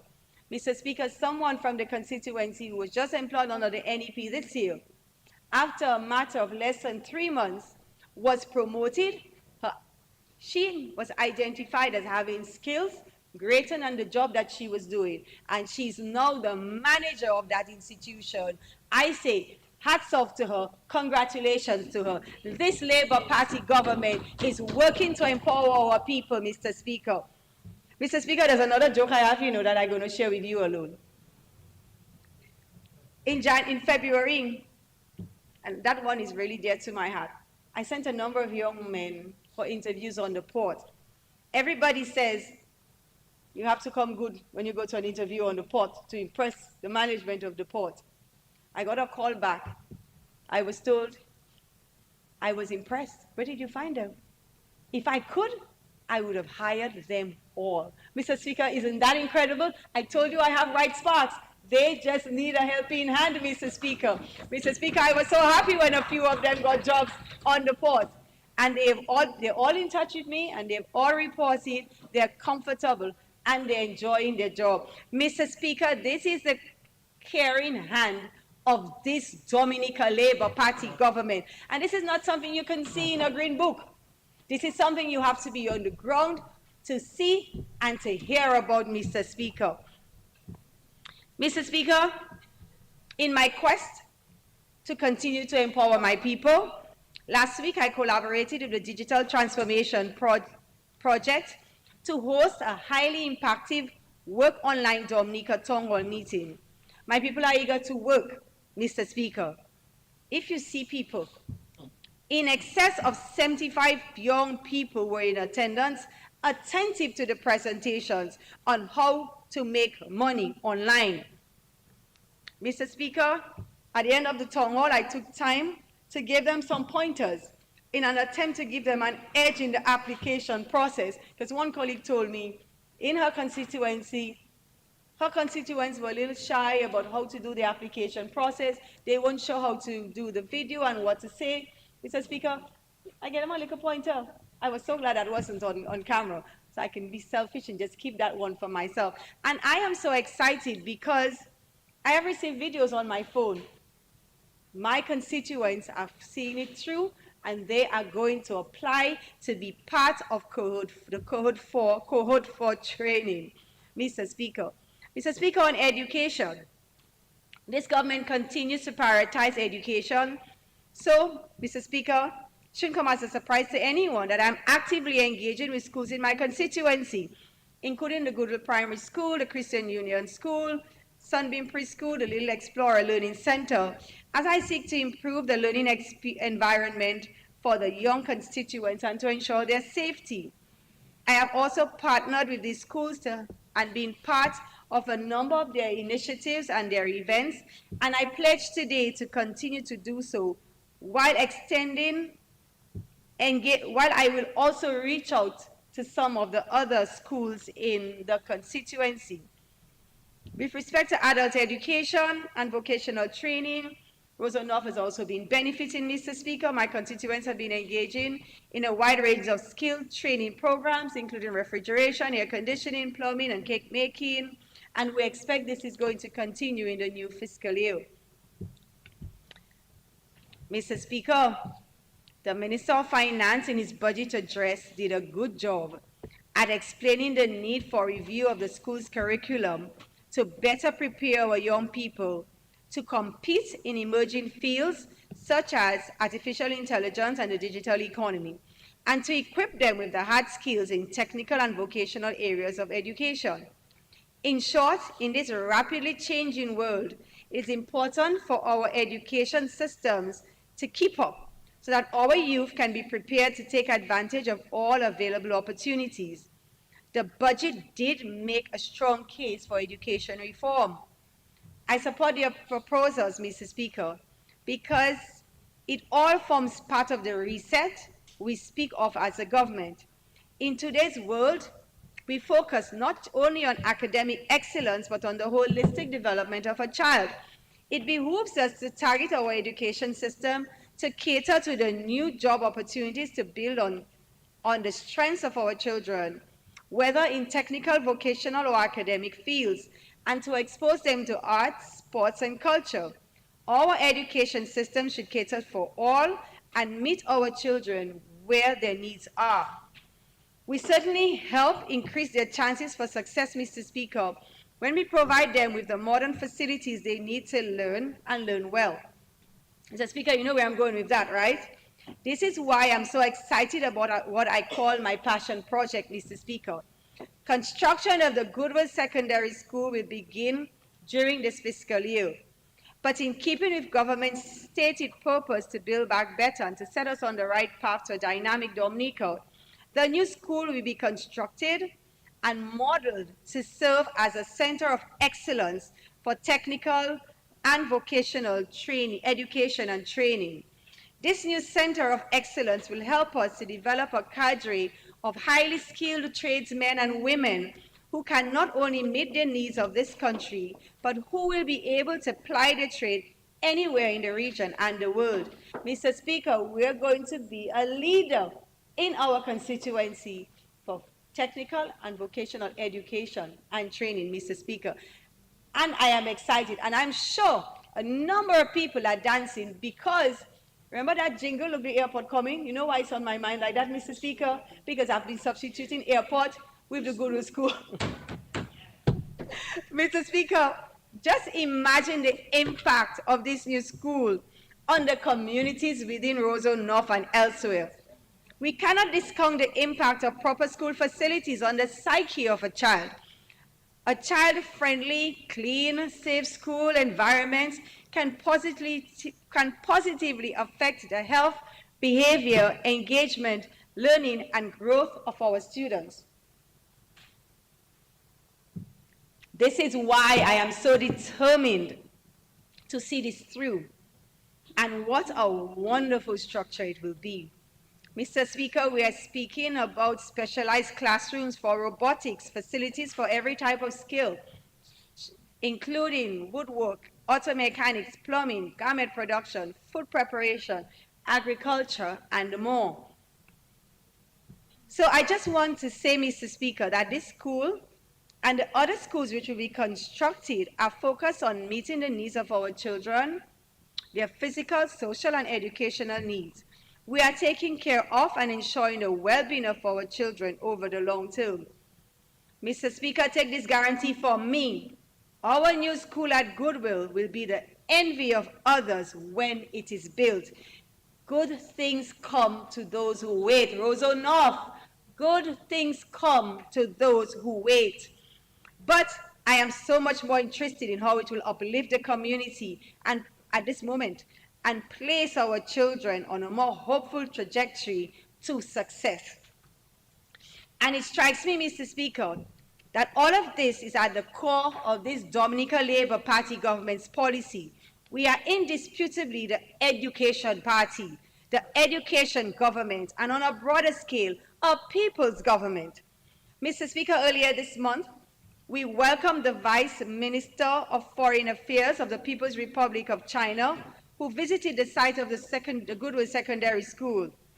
It was indeed a pleasure to meet the Vice Minister in my capacity as a parliamentary representative. From our interaction, I was assured of China's commitment to starting this project soon and certainly to seeing it through completion. Mr. Speaker, I took the liberty of inviting the Vice Minister back for the opening of the new school. And through you, Mr. Speaker, I wish to repeat the invitation in this honorable house because I am confident that the Vice Minister will do everything in her power and within her influence to ensure that this school is built in a timely manner. I look forward to welcoming her back to our shores very soon for that opening, Mr. Speaker. Mr. Speaker, I want to place on record my profound thanks as well to the government and people of the People's Republic of China for this invaluable gift of a school, which represents the future success and prosperity of our children and for the other schools that they will be constructing. I also wish to place on record my thanks to the Honorable Prime Minister for his foresight and for the solid relations that we enjoy with the People's Republic of China. Mr. Speaker, I wish also to assure my constituents that I will make every effort to ensure that in the construction of this new school at Goodwill, that the people of the Roseau North constituency will also share in any job opportunities that may arise. Mr. Speaker, I'm elated that the government social program has remained a priority in this year's budget. Thankfully, the flagship Yes We Care and the 65 and over non-contributory programs remain in place as we in the Roseau North constituency are also benefiting from those programs. Mr. Speaker, while some may criticize the impact of the NEP, I am pleased to affirm that this program has significantly enhanced the lives of numerous individuals in the Roseau North constituency. So as a party rep, I am elated that the NEP is still a priority. Notably in the Roseau North constituency, I can confidently report that roughly 40 new people were added to the NEP in this year alone, Mr. Speaker. And I am happy for that. And I wish to thank the Honorable Prime Minister for his support in having these 40 new people on the NEP this year. Mr. Speaker, I cannot continue without making the point that monies under the NEP are monies well spent. For example, Mr. Speaker, my beautification team single-handedly cleared up the Goodwill School in preparation for construction, Mr. Speaker. 10 more minutes. At this room 10. Both beautification teams assisted with the clearing of drains in preparation for the hurricane season. This week, if you drive past, they're clearing the Goodwill Savannah, Mr. Speaker. ensuring that the area is looking nice and clean. In short, Mr. Speaker, they are working, and I want them to know I appreciate you and what you are doing. We're just forming a new team, beautification team from the community of Yampis, and I have every confidence that they too will make me proud. Mr. Speaker, I want to give another example of this NEP. One of my young constituents moved back to the east to take care of her mom, reached out to me, and we were able to hire her under the NEP to earn a salary while at the same time being able to take care of her mom, which I think is commendable, Mr. Speaker. Mr. Speaker, we've all witnessed the upgrading of the Lindo Park. This has been done through the funds available to the government under from the European Union. The park was enhanced with perimeter lights, which now facilitate events and games, a playground to cater for children of the constituency, perimeter fencing and plumbing. This revitalization project not only enhanced the park's infrastructure, but also created a vibrant and inclusive space for the community to gather, unwind, and enjoy recreational activities. Mr. Speaker, you can find the youth engaged in sporting activities from as early as 6 in the morning to late evenings. Mr. Speaker, as we continue to touch lives and make a difference in Roseau North, we have also been using the facilities. This year for Mother's Day, we took a significant step to honor and celebrate our moms. In particular, we had recognizing some persons that we call community moms, persons who not only guide and look after their own biological children, but also young people within that community, Mr. Speaker. The upgraded Lindo Park certainly provided a perfect setting for this heartfelt event, symbolizing the progress and positive change coming to the constituency of Roseau North. Mr. Speaker, community sports plays a pivotal role in fostering unity. Oh, and we had a Father's Day event too, Mr. Speaker. In my rush, I almost forgot that. That Father's Day was so impactful, people forgot it was Father's Day. I think the ambience just had them going. They came to me and they said, Parep, when is the next one? And I'm thinking, next Father's Day event? No. The next social event that brings us together. And Mr. Speaker, on that note, one of the things that I promised after winning this election was to go and bring unity to the constituency of Roseau North. And I was amazed. I was happy that persons I have never seen at one of our functions, young people in particular, were there on Father's Day. And I was happy to welcome them. I was happy to hang out with them. And I'm looking forward to doing the next one before Father's Day, Mr. Speaker. Mr. Speaker, we all know sports has been very important in the Roseau North constituency and in general as fostering unity and promoting physical fitness.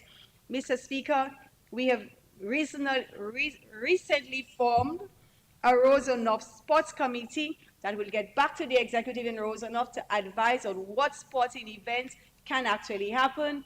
Until then, I am sponsoring a football league in the community of Fokole, as well as a domino team, Mr. Speaker.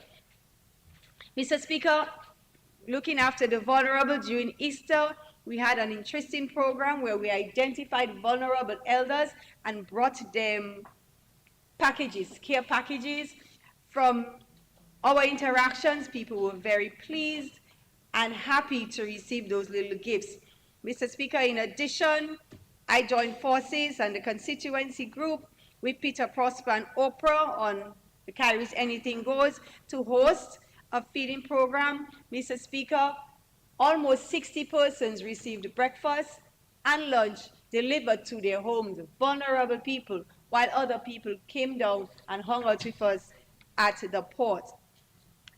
Mr. Speaker, disaster management, we had a dry run. We're on to forming disaster committees in Roseau North.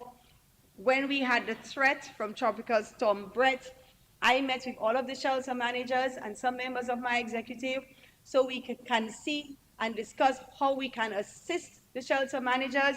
Mr. Speaker, I say congratulations to my team. I think they did a very good job in the dry run that we had. We were able to get the vulnerable people to the shelters and to get them back, Mr. Speaker. Mr. Speaker, I want to single out this person, Mr. Martin Lockhart, Substation Officer, Dominica Fire and Ambulance Services. And Mr. Speaker, I want to thank him. Mr. Speaker, that was the officer in charge who I spoke to the evening and the next morning, who assisted us in moving the vulnerable to and from those shelters. And I want to say thank you to him publicly, Mr. Speaker. His swift and compassionate actions, in my mind, speaks volume. Thank you, Officer Lockhart. Mr. Speaker, after the dry run from the threat of the hurricane, I realized that we needed to have, in the Rosenhof constituency, disaster committees. I have met with ODM and the local commissioner to discuss how we can go about doing this with some members of my executive, and pretty soon we're going to go on the ground to form those committees. I also requested after, because the night before I went to all of the shelters, I noticed something at one, and I've asked them to go to all of the shelters, which was done last week, to do an assessment of the shelters to ensure that they are in fact suitable, and I am waiting on that report. Mr. Speaker, we are touching lives and we are making a difference in the Rosenhof constituency. Mr. Speaker, I am also being engaged and collaborating in different forms with the Dominica Association of Persons with 3 more Disabilities, minutes. with the Dominica Council on Aging, with the Dominica Cancer Society. All of those are resident in the Rosenhof constituency and also in my portfolio as social engagement. Mr. Speaker, I'm committed to continue working in the Rosenhof constituency. A number of small impactful infrastructure projects will be accommodated under the Ministry of Public Works Road Maintenance Program. Together with the support of the Honorable Prime Minister and my cabinet colleagues, and by the grace of God, Mr. Speaker, I will ensure that the vision transforms into tangible realities. With the little time that I have left, Mr. Speaker, I want to say thank you. Mr. Speaker, at this point, I want to first thank the Honorable Pinard for his support in the ministry. Together, we are achieving much, Mr. Speaker. Allow me to also express my appreciation to the Permanent Secretary, Mrs. Gloria Joseph, Acting Labour Commissioner, Mr. Packett, other senior managers, and the rest of the staff of the Ministry of Labour, Public Service Reform, Social Partnership, Entrepreneurship, and Small Business Development for their hard work and commitment over the past 7 months. I say to them that I look forward to us achieving even more as we continue to increase efficiencies and be one of the lead ministries in the national reset. With these words, Mr. Speaker, I give my full, unwavering support to this year's budget. Thank you.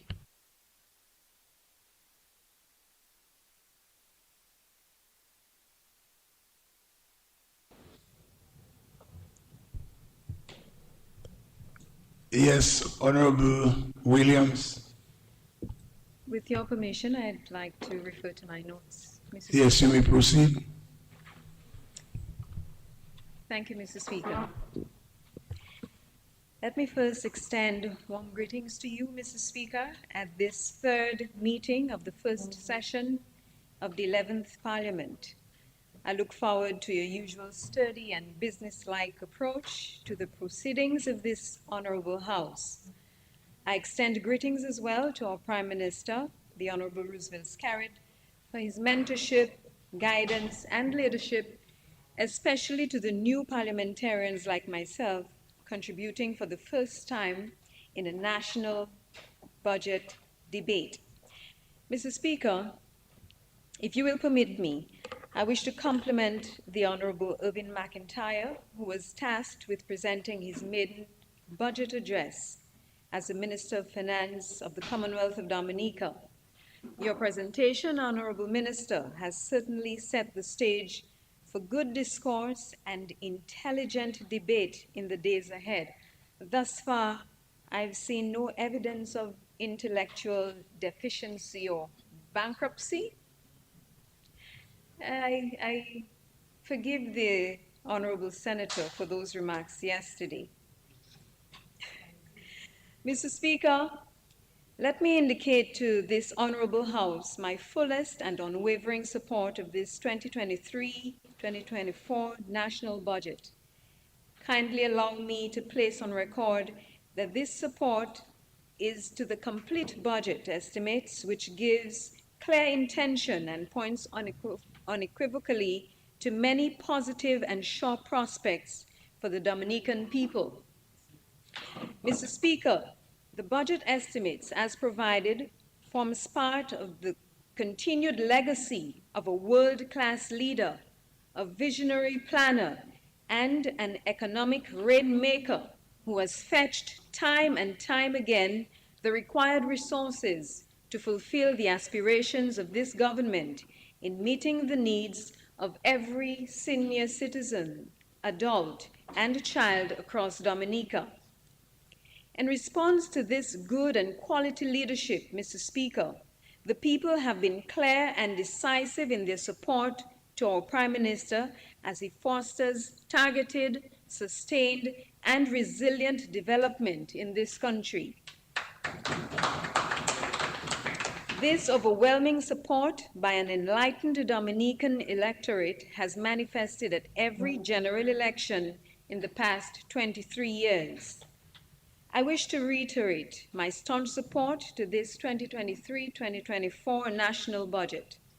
Mr. Speaker, I would like to bring to the Dominican people a report on the work of the Ministry of Health, Wellness, and Social Services, especially the area of social services where I have special responsibilities. This I will do in great anticipation of support for the Minister of Health, Wellness, and Social Services, the Honorable Kasani Laville, as he presents the achievements of the wider ministry over the past year. Also, as policy lead, he will announce the overall plans and programs to the Dominican public as we aspire collectively to build a healthier and socially secure nation. Mr. Speaker, our ministry, and even more so the Department of Social Services, is one of care, empathy, compassion, and social protection, reflecting what is at the core of everything the Honorable Prime Minister stands for. I consider our ministry to be the heart of who he is, not just as a leader, but as a person, and it is undoubtedly a very gratifying ministry to be a part of as we work to change lives. Mr. Speaker, our government is devoted to the holistic development of all Dominicans and continues to provide support to its people to assist in addressing issues of risk, vulnerability, exclusion, and poverty. Special focus continues to be placed on ensuring that the most vulnerable in our society receive increased attention and effective programs are implemented geared towards augmenting the lives of the less fortunate. Mr. Speaker, our government remains steadfast in continuing to exhibit its profound care and protection for the vulnerable, weak, and marginalized in our society, as is clearly articulated in the National Resilience and Development Strategy, as well as the Climate Resilient and Recovery Plan. Notwithstanding these challenging economic times, this government remains resolute and has insisted that all the government's social safety net programs and social protection mechanisms for our most vulnerable population continue to function effectively and efficiently. Mr. Speaker, the design and implementation of these social protection programs in Dominica take into account the economic, legal, administrative, and physical obstacles that individuals face in accessing social protection, giving particular consideration to the needs of those groups which face added obstacles, including women, children, persons with disabilities, the elderly, indigenous peoples, and the marginalized.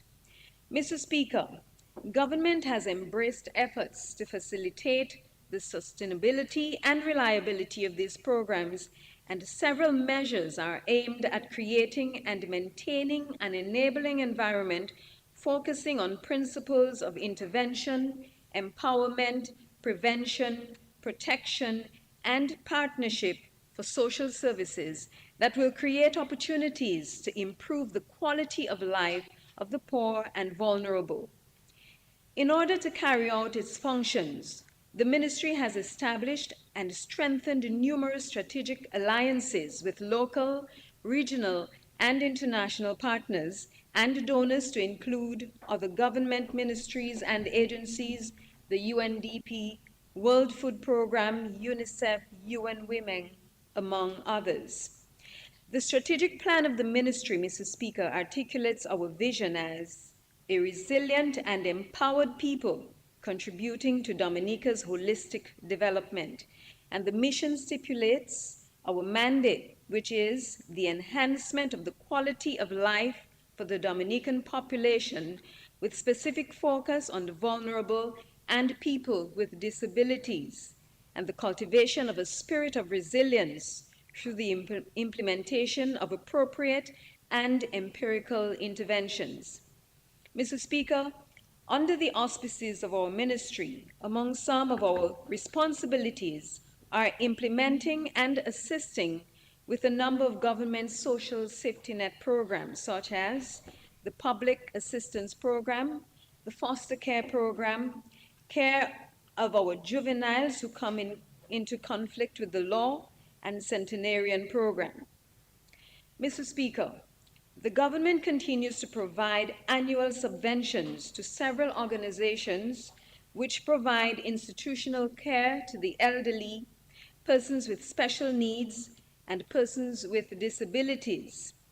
Mr. Speaker, last financial year, over $1 million EC dollars was expended in provision of assistance to the following institutions: Maho Seniors Home, Dominica Association of Persons with Disability, the Dominica Infirmary, the House of Hope, Parents Advocating for the Inclusion of Children with Disabilities, the Council, or the Dominica Council on Aging, the Workshop for the Blind, the Community Hostels, Inc., Portsmouth Home for the Aged, Salisbury Home for the Homeless, Reaching the Elderly Abandoned Citizens and Housebound, that's REACH, the Alpha Center, and the Dominica Red Cross.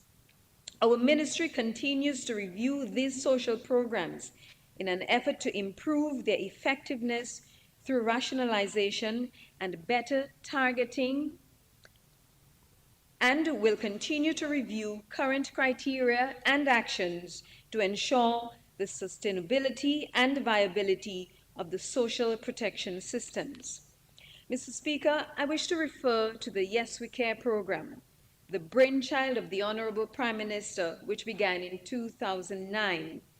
Currently, the program is in its 14th year of operation and continues to make a fundamental contribution and difference to the well-being of the vulnerable and marginalized elderly in our society. This intervention provides daily home care, personal hygiene, and monthly supplies to 163 beneficiaries across the island. Currently, the program provides employment for and benefits from the services of 41 caregivers and 9 supervisors, along with the administrative staff complement, all of whom receive necessary and regular training. The program collaborates with the relevant ministries to facilitate the provision of medical care, home repair services, and electrical installations to the homes of the clients as required. Over $1.2 million was spent for this program in the last financial year. Mr. Speaker, guided by the provisions of the Convention on the Rights of the Child, our government has made it a matter of priority to protect the rights of children. Chances, the Children's Home for the Abused, Neglected, Cheated, and Emotionally Scarred, has been in operation for over a decade, having been established under the auspices of the Dominica Labour Party. Currently, Mr. Speaker, the facility is home to 29 residents, 20 females and 9 males. Chances is referred to as more than a home. It is a family. At this institution, the needs of these young people are met on a daily basis. They attend school regularly, and their performances this school year have been commendable. During this academic year, 3 students transitioned from primary school to secondary school, while 1 graduated from high school. The management and staff of this institution must be celebrated for creating a safe, secure, and non-threatening environment where stability, consistency, and success is possible for all residents. Mr. Speaker, the Commonwealth of Dominica is blessed to have 11 cherished centenarians. This government has ensured that assistance is provided to their families in order to make their lives more comfortable. Each centenarian receives $500 on a monthly basis, along with other support from our corporate partners to include free water supply from the WASCO, free electricity supply from DOMLEC, and free cooking gas from Petrocaribe. All corporate partners of this country must be commended for their continued support to our centenarians. Mention must be made of our existing relationship with the Ministry of Housing and the invaluable support provided in addressing some of the housing needs of our centenarians in order to make their lives more comfortable in their golden years. Mr. Speaker, the Department of Social Services, formerly known as the Social Welfare Division, plays a critical role in administering government's public assistance program, assisting families and individuals, the provision of child care services to families in need, migrant services, counseling services, supervision of institutions who care for the elderly, and rehabilitative work for juveniles and young offenders who come in conflict with the law. Mr. Speaker, presently, the ministry administers a monthly public assistance allowance to approximately 1,800 beneficiaries island-wide, which amounted to over $7 million last financial year. In administering the public assistance program, the Department of Social Services works collaboratively with the Ministry of Finance, which is responsible for administering the government's non-pensionable contributions to over 2,600 senior citizens who are 65 years and over. Last financial year, there was a 5% increase in payment of the non-contributory allowance for these persons.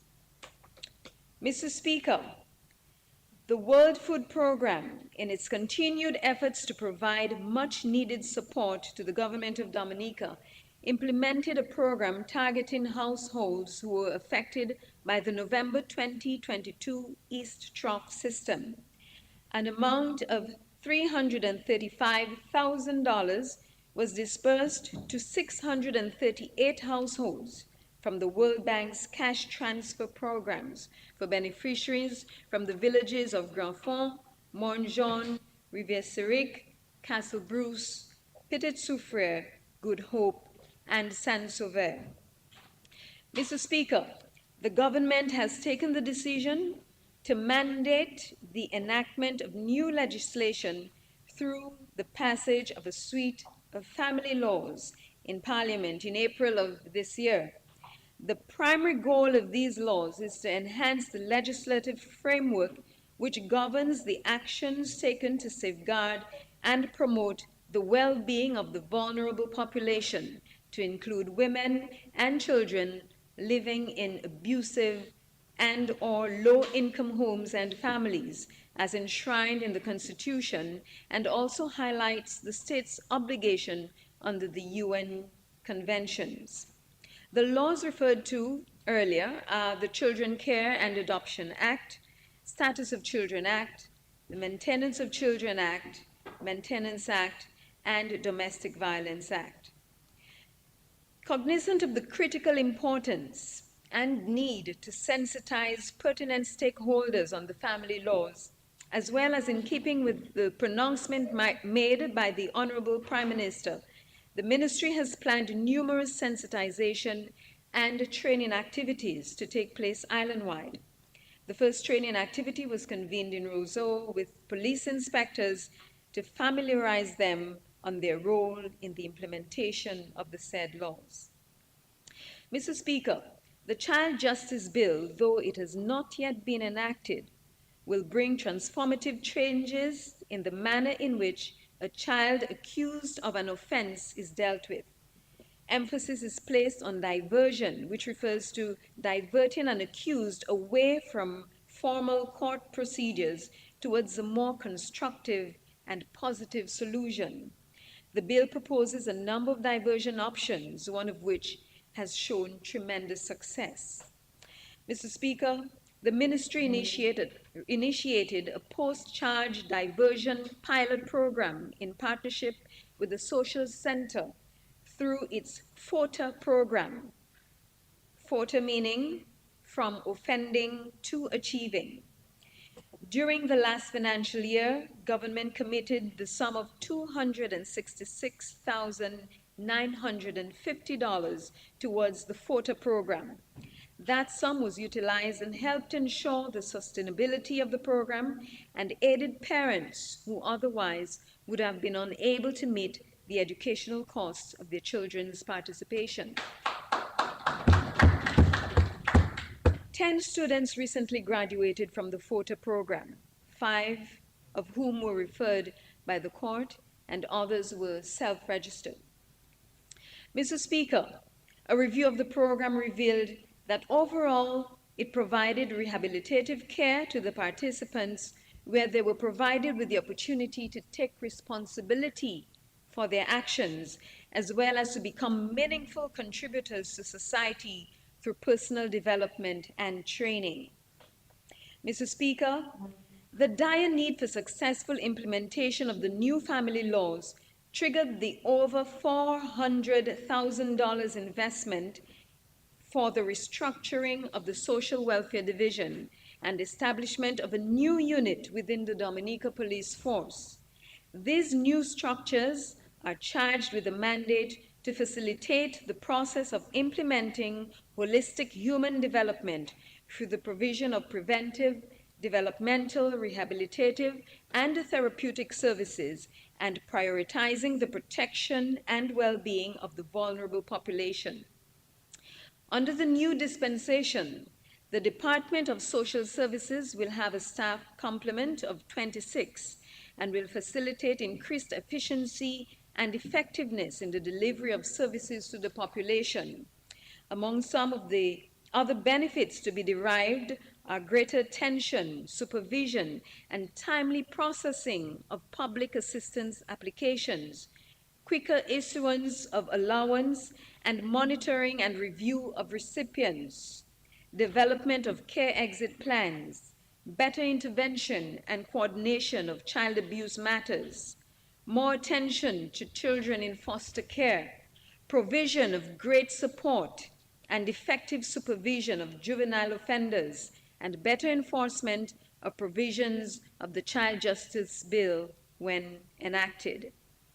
Mr. Speaker, the Honorable Prime Minister initiated and appointed members to a National Advisory Board during the financial year 2022-2023. The National Advisory Board serves in an advisory capacity to the Prime Minister and Government of Dominica on all matters that impact the quality of life of senior citizens.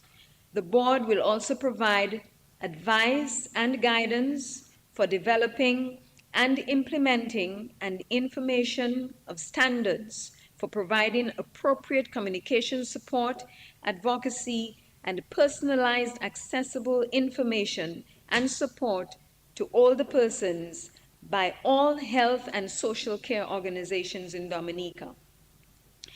Mr. Speaker, the matter of child abuse remains a concern for us.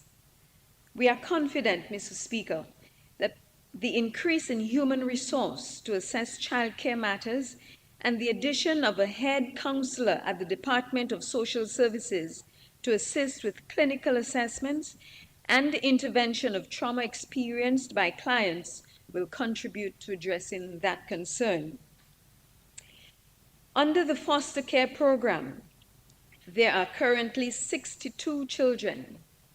The ministry expresses deepest gratitude to these foster parents for opening their homes and hearts to these children. I can personally attest to the functionality of the foster care program here, as I had two of my past patients are now under foster care and doing extremely well. Mr. Speaker, the government of Dominica and the ministry, via the Bureau of Gender Affairs, continue to work tirelessly to achieve gender equality as stipulated in the national policy frameworks, including the government's National Resilience Development Strategy and the Climate Resilience and Recovery Plan 2030, as well as regional and international frameworks.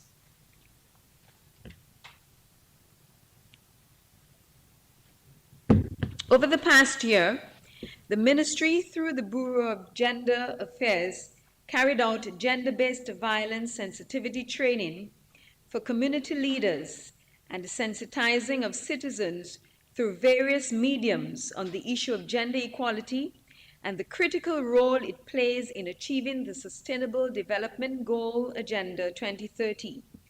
Several gender-specific programs for men and women reinforcing priorities around poverty reduction, economic empowerment, and social protection were implemented. Some of the key achievements are as follows: domestic violence prevention and response, gender transformative projects, contribution towards international efforts are in place to scale up support for survivors of domestic violence through the continuation of the social assistance programs. One such program is the Safe Housing Program, which has been instrumental in saving lives. Survivors can access support under this program to move away from the perpetrators of violence and receive hand-holding support to build self-sufficient lives independent of these perpetrators. Mr. Speaker, over $13,000 was expended under the Social Assistance Program to survivors under the Safe Housing Program. 60% of the Bureau's beneficiaries received support with nutrition and hygiene supplies, while 30% benefited from rent support. Mr. Speaker, Dominica continues to be recognized regionally and internationally for its work on gender and climate change, gender and disaster risk reduction, and building resilience among vulnerable populations. In March 2023, I presented a statement at the United Nations Commission on the Status of Women, and in April 2023, the Bureau of Gender Affairs shared an original presentation highlighting national best practices in driving gender-responsive action, planning, and implementation and response. Dominica's case study on gender progress was featured and used as a success story across Latin America and the Caribbean region. The government supports the elimination of discrimination against women and continues to make investments in policies and programs designed for the desired effect. Progress has been made with regards to the promotion of gender equality and empowerment of women, as evidenced by the higher representation of female politicians serving in the Honorable House. On the third floor, Mr. Speaker, there is a large and enlarged pic of the cabinet of 2005. And I was amazed. I was reminded that among all the men, there was but one female. And look at us now. See how many of us have graced the Honorable House. This is progress, Mr. Speaker. Mr. Speaker, let me again emphasize how critical it was to pass the Dominican Violence or Domestic Violence Act in April 2023. The act is consistent with international gender responsive action plans and frameworks which include the Convention on the Elimination of All Forms of Discrimination Against Women and the Beijing Declaration. Moreover, the provision of this new legislation is to provide greater protection and relief for victims of domestic violence and to make provision for the granting of protection orders in favor of survivors. Mr. Speaker, going forward, the Bureau of Gender Affairs will seek to continue to make progress in these areas in pursuance of the government's unswerving commitment in attaining the policy goals in this area and making the country's environment conducive for the advancement of both men and women. Mr. Speaker, social inclusion aims to achieve an inclusive society that entails respect for human rights, cultural diversity, and upholds principles of equality and equity. As a process, it enables all citizens' participation in decision-making activities that affect their lives. As an outcome, it ensures the reduction of inequalities, elimination of any form of exclusion and discrimination, and achievement of social justice and cohesion. At the core of the Sustainable Development Goal 2030 agenda is the transformative promise, leave no one behind. Mr. Speaker, the government of Dominica in 2012 ratified the Convention on the Rights of Persons with Disabilities and the Optional Protocol, which is an international human rights instrument of the United Nations intended to protect the rights and dignity of persons with disabilities. The government, via the Ministry of Health, Wellness and Social Services, facilitated the establishment of the National Commission of Persons with Disabilities in March 2022. Since the inauguration, the Council has kept monthly meetings to discuss matters of interest. The Commission would advise government on matters related to the fundamental rights of persons with disabilities, to include an adequate standard of living, social protection, and other disability-related needs, services, and assistance. Mr. Speaker, during this financial year, the Ministry, through the Department of Social Services, will endeavor to scale up advocacy and community engagement to increase awareness and understanding of the newly enacted family laws, revitalize the Central Registry on Gender-Based Violence, which is a uniformed data collection system for domestic and gender-based violence in Dominica. Continue training for frontline service providers, including police officers, community health providers, and other key community leaders. Development of a communication strategy to sensitize persons on the work of the Department of Social Services, implementation of a national parenting program in partnership with government departments and civil society organizations, and establishment of a management information system. Mr. Speaker, no matter how large a budget, 30 more minutes. thank you, sir, no matter how prudent a government or how strong a leader, if we as a nation do not play our part in nation building and with the right attitude, we will accomplish little. Mr. Speaker, allow me the opportunity to present a case for my constituency. Mr. Speaker, I have the honor to lead and share this geographic space with the good people of La Plaine, Boutica, and Delice. Presenting this case on their behalf is part of my preoccupation in this honorable House. Mr. Speaker, I rest in the assurance that I have the support of the Honorable Prime Minister, the Minister of Finance, as well as the entire Cabinet of Ministers in my quest to bring growth and development to the La Plaine, Boutica, and Delice people. Thank you. Mr. Speaker, a foundation has been laid by the past parliamentary representatives in the persons of Honorable Peter Saint-Jean and Honorable Kent Edwards. I wish to thank them profusely for laying this foundation. Mr. Speaker, one of my greatest desires is to see the La Plaine constituency flourish, animated and energized through self-actualization, better socialized and truly capacitated to be the lead constituency it should be.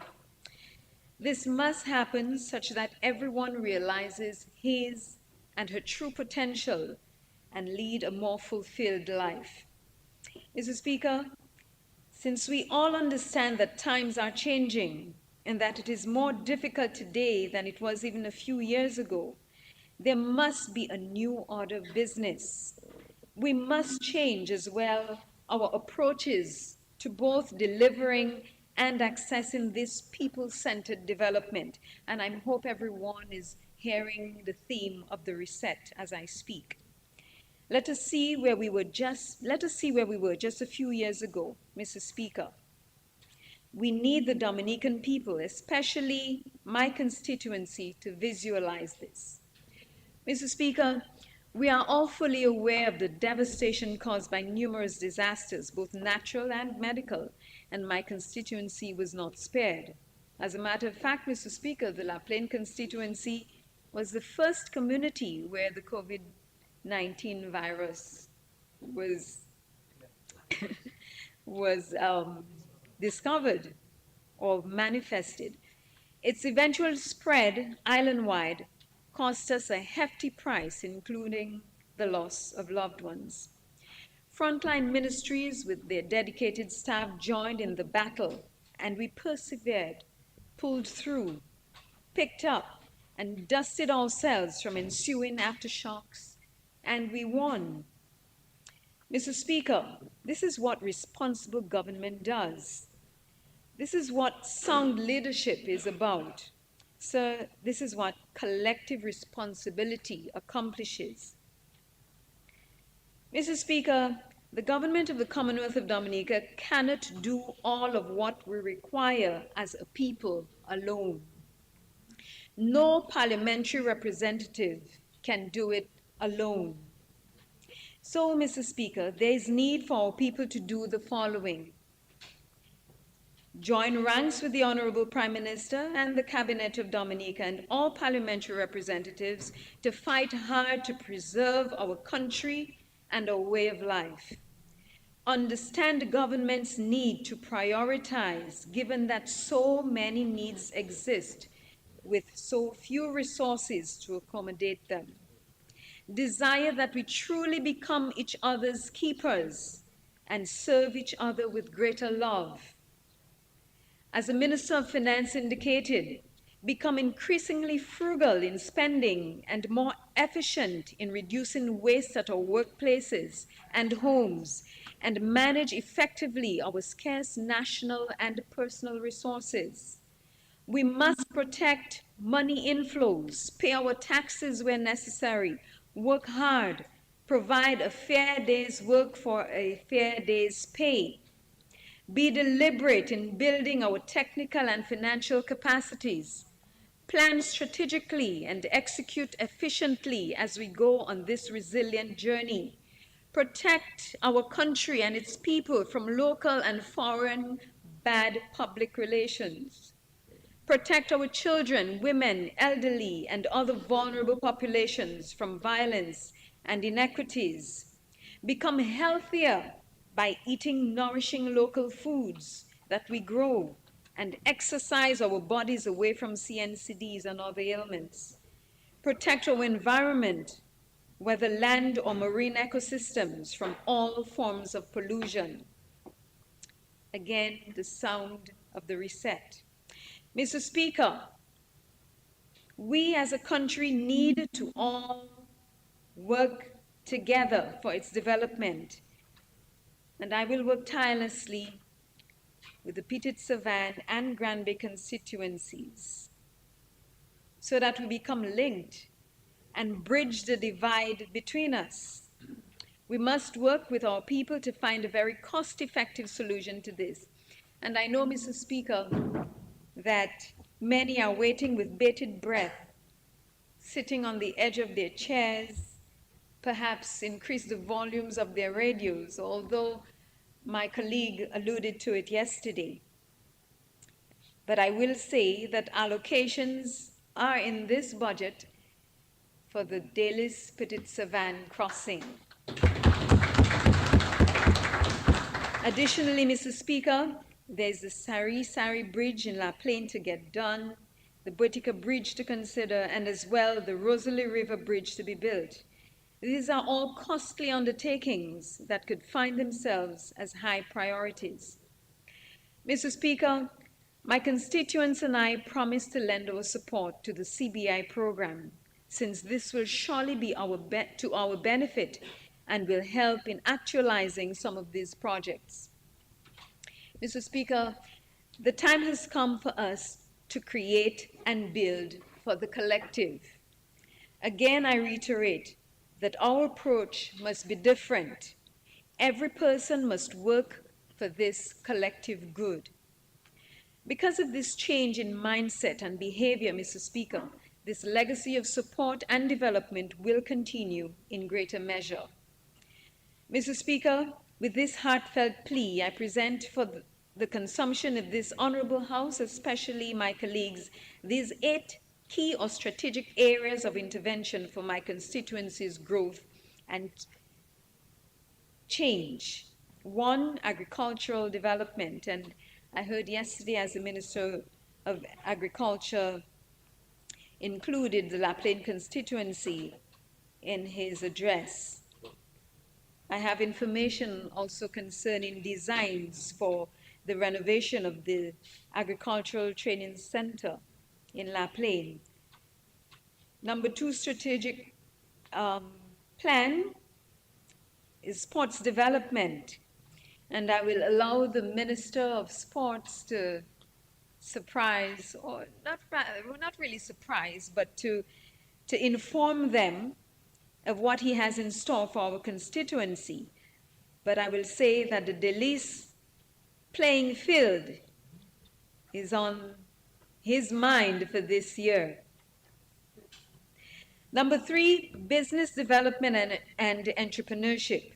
Number 4, community image, social responsibility, participation, and volunteerism. Resilient housing and smart infrastructure, that's number 5. Number 6, resource mobilization. And here I include local and diasporans as well. As we speak, Mr. Speaker, the Dalis fencing project for the primary school is almost complete, and this is as a result of contributions made by a diasporan. Constituency health, wellness, and safe environments, and the elderly, children, and youth. So these are the 8 strategic areas of intervention. Mr. Speaker, this was intended to give a preview of our intentions for the constituency. Our common vision is as such: to have a well-built, vibrant, and warm community or constituency that allows for and involves the active participation of all, that promotes the sustainable economic and social well-being of constituents while preserving the built and natural environment and landscape. Our collective mission is to utilize, through active participation, available resources, including human skills that exist in the local communities and the diaspora, to build the premier constituency on island. And so, Mr. Speaker, I will work diligently with the La Plaine, Botica, and Dalis communities, engaging the many talented persons, both here and overseas. Let me end by saying again that I fully support the 2023-2024 national budget and look forward to its implementation, especially where my constituency is concerned. I know without doubt that there is a sure thumbs up and acceptance by La Plaine, Botica, and Dalis. Mr. Speaker, permit me also to express my deepest gratitude to the Honorable Prime Minister for his visionary and effective leadership and for the numerous interventions geared towards improving the quality of lives for all Dominicans. Let me also thank my constituency for their love and support, and the permanent secretaries, particularly Mrs. Rudette Baptiste, and the staff of the Ministry of Health, Wellness, and Social Services for their commitment and hard work. Also, the Parliamentary Secretary in the Ministry of Health, and of course, the Honorable Kasani Laville. Mr. Speaker, I wish to declare God's covenanted favor as we move forward to higher heights together. Thank you.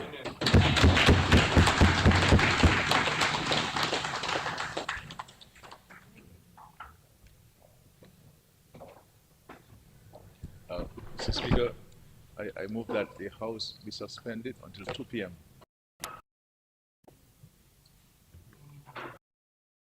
Second the motion, Mr. Speaker. It has been moved that the House be suspended until 2 p.m. this afternoon. Those in favor? Those against? The ayes have it. House stands suspended until 2 p.m. this afternoon.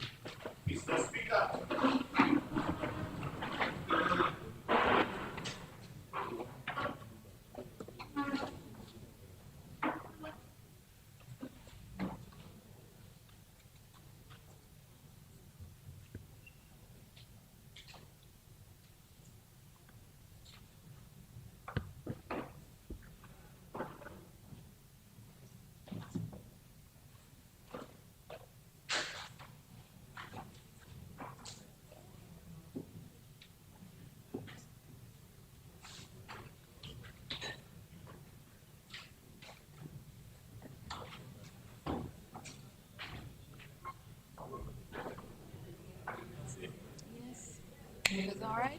Thank you.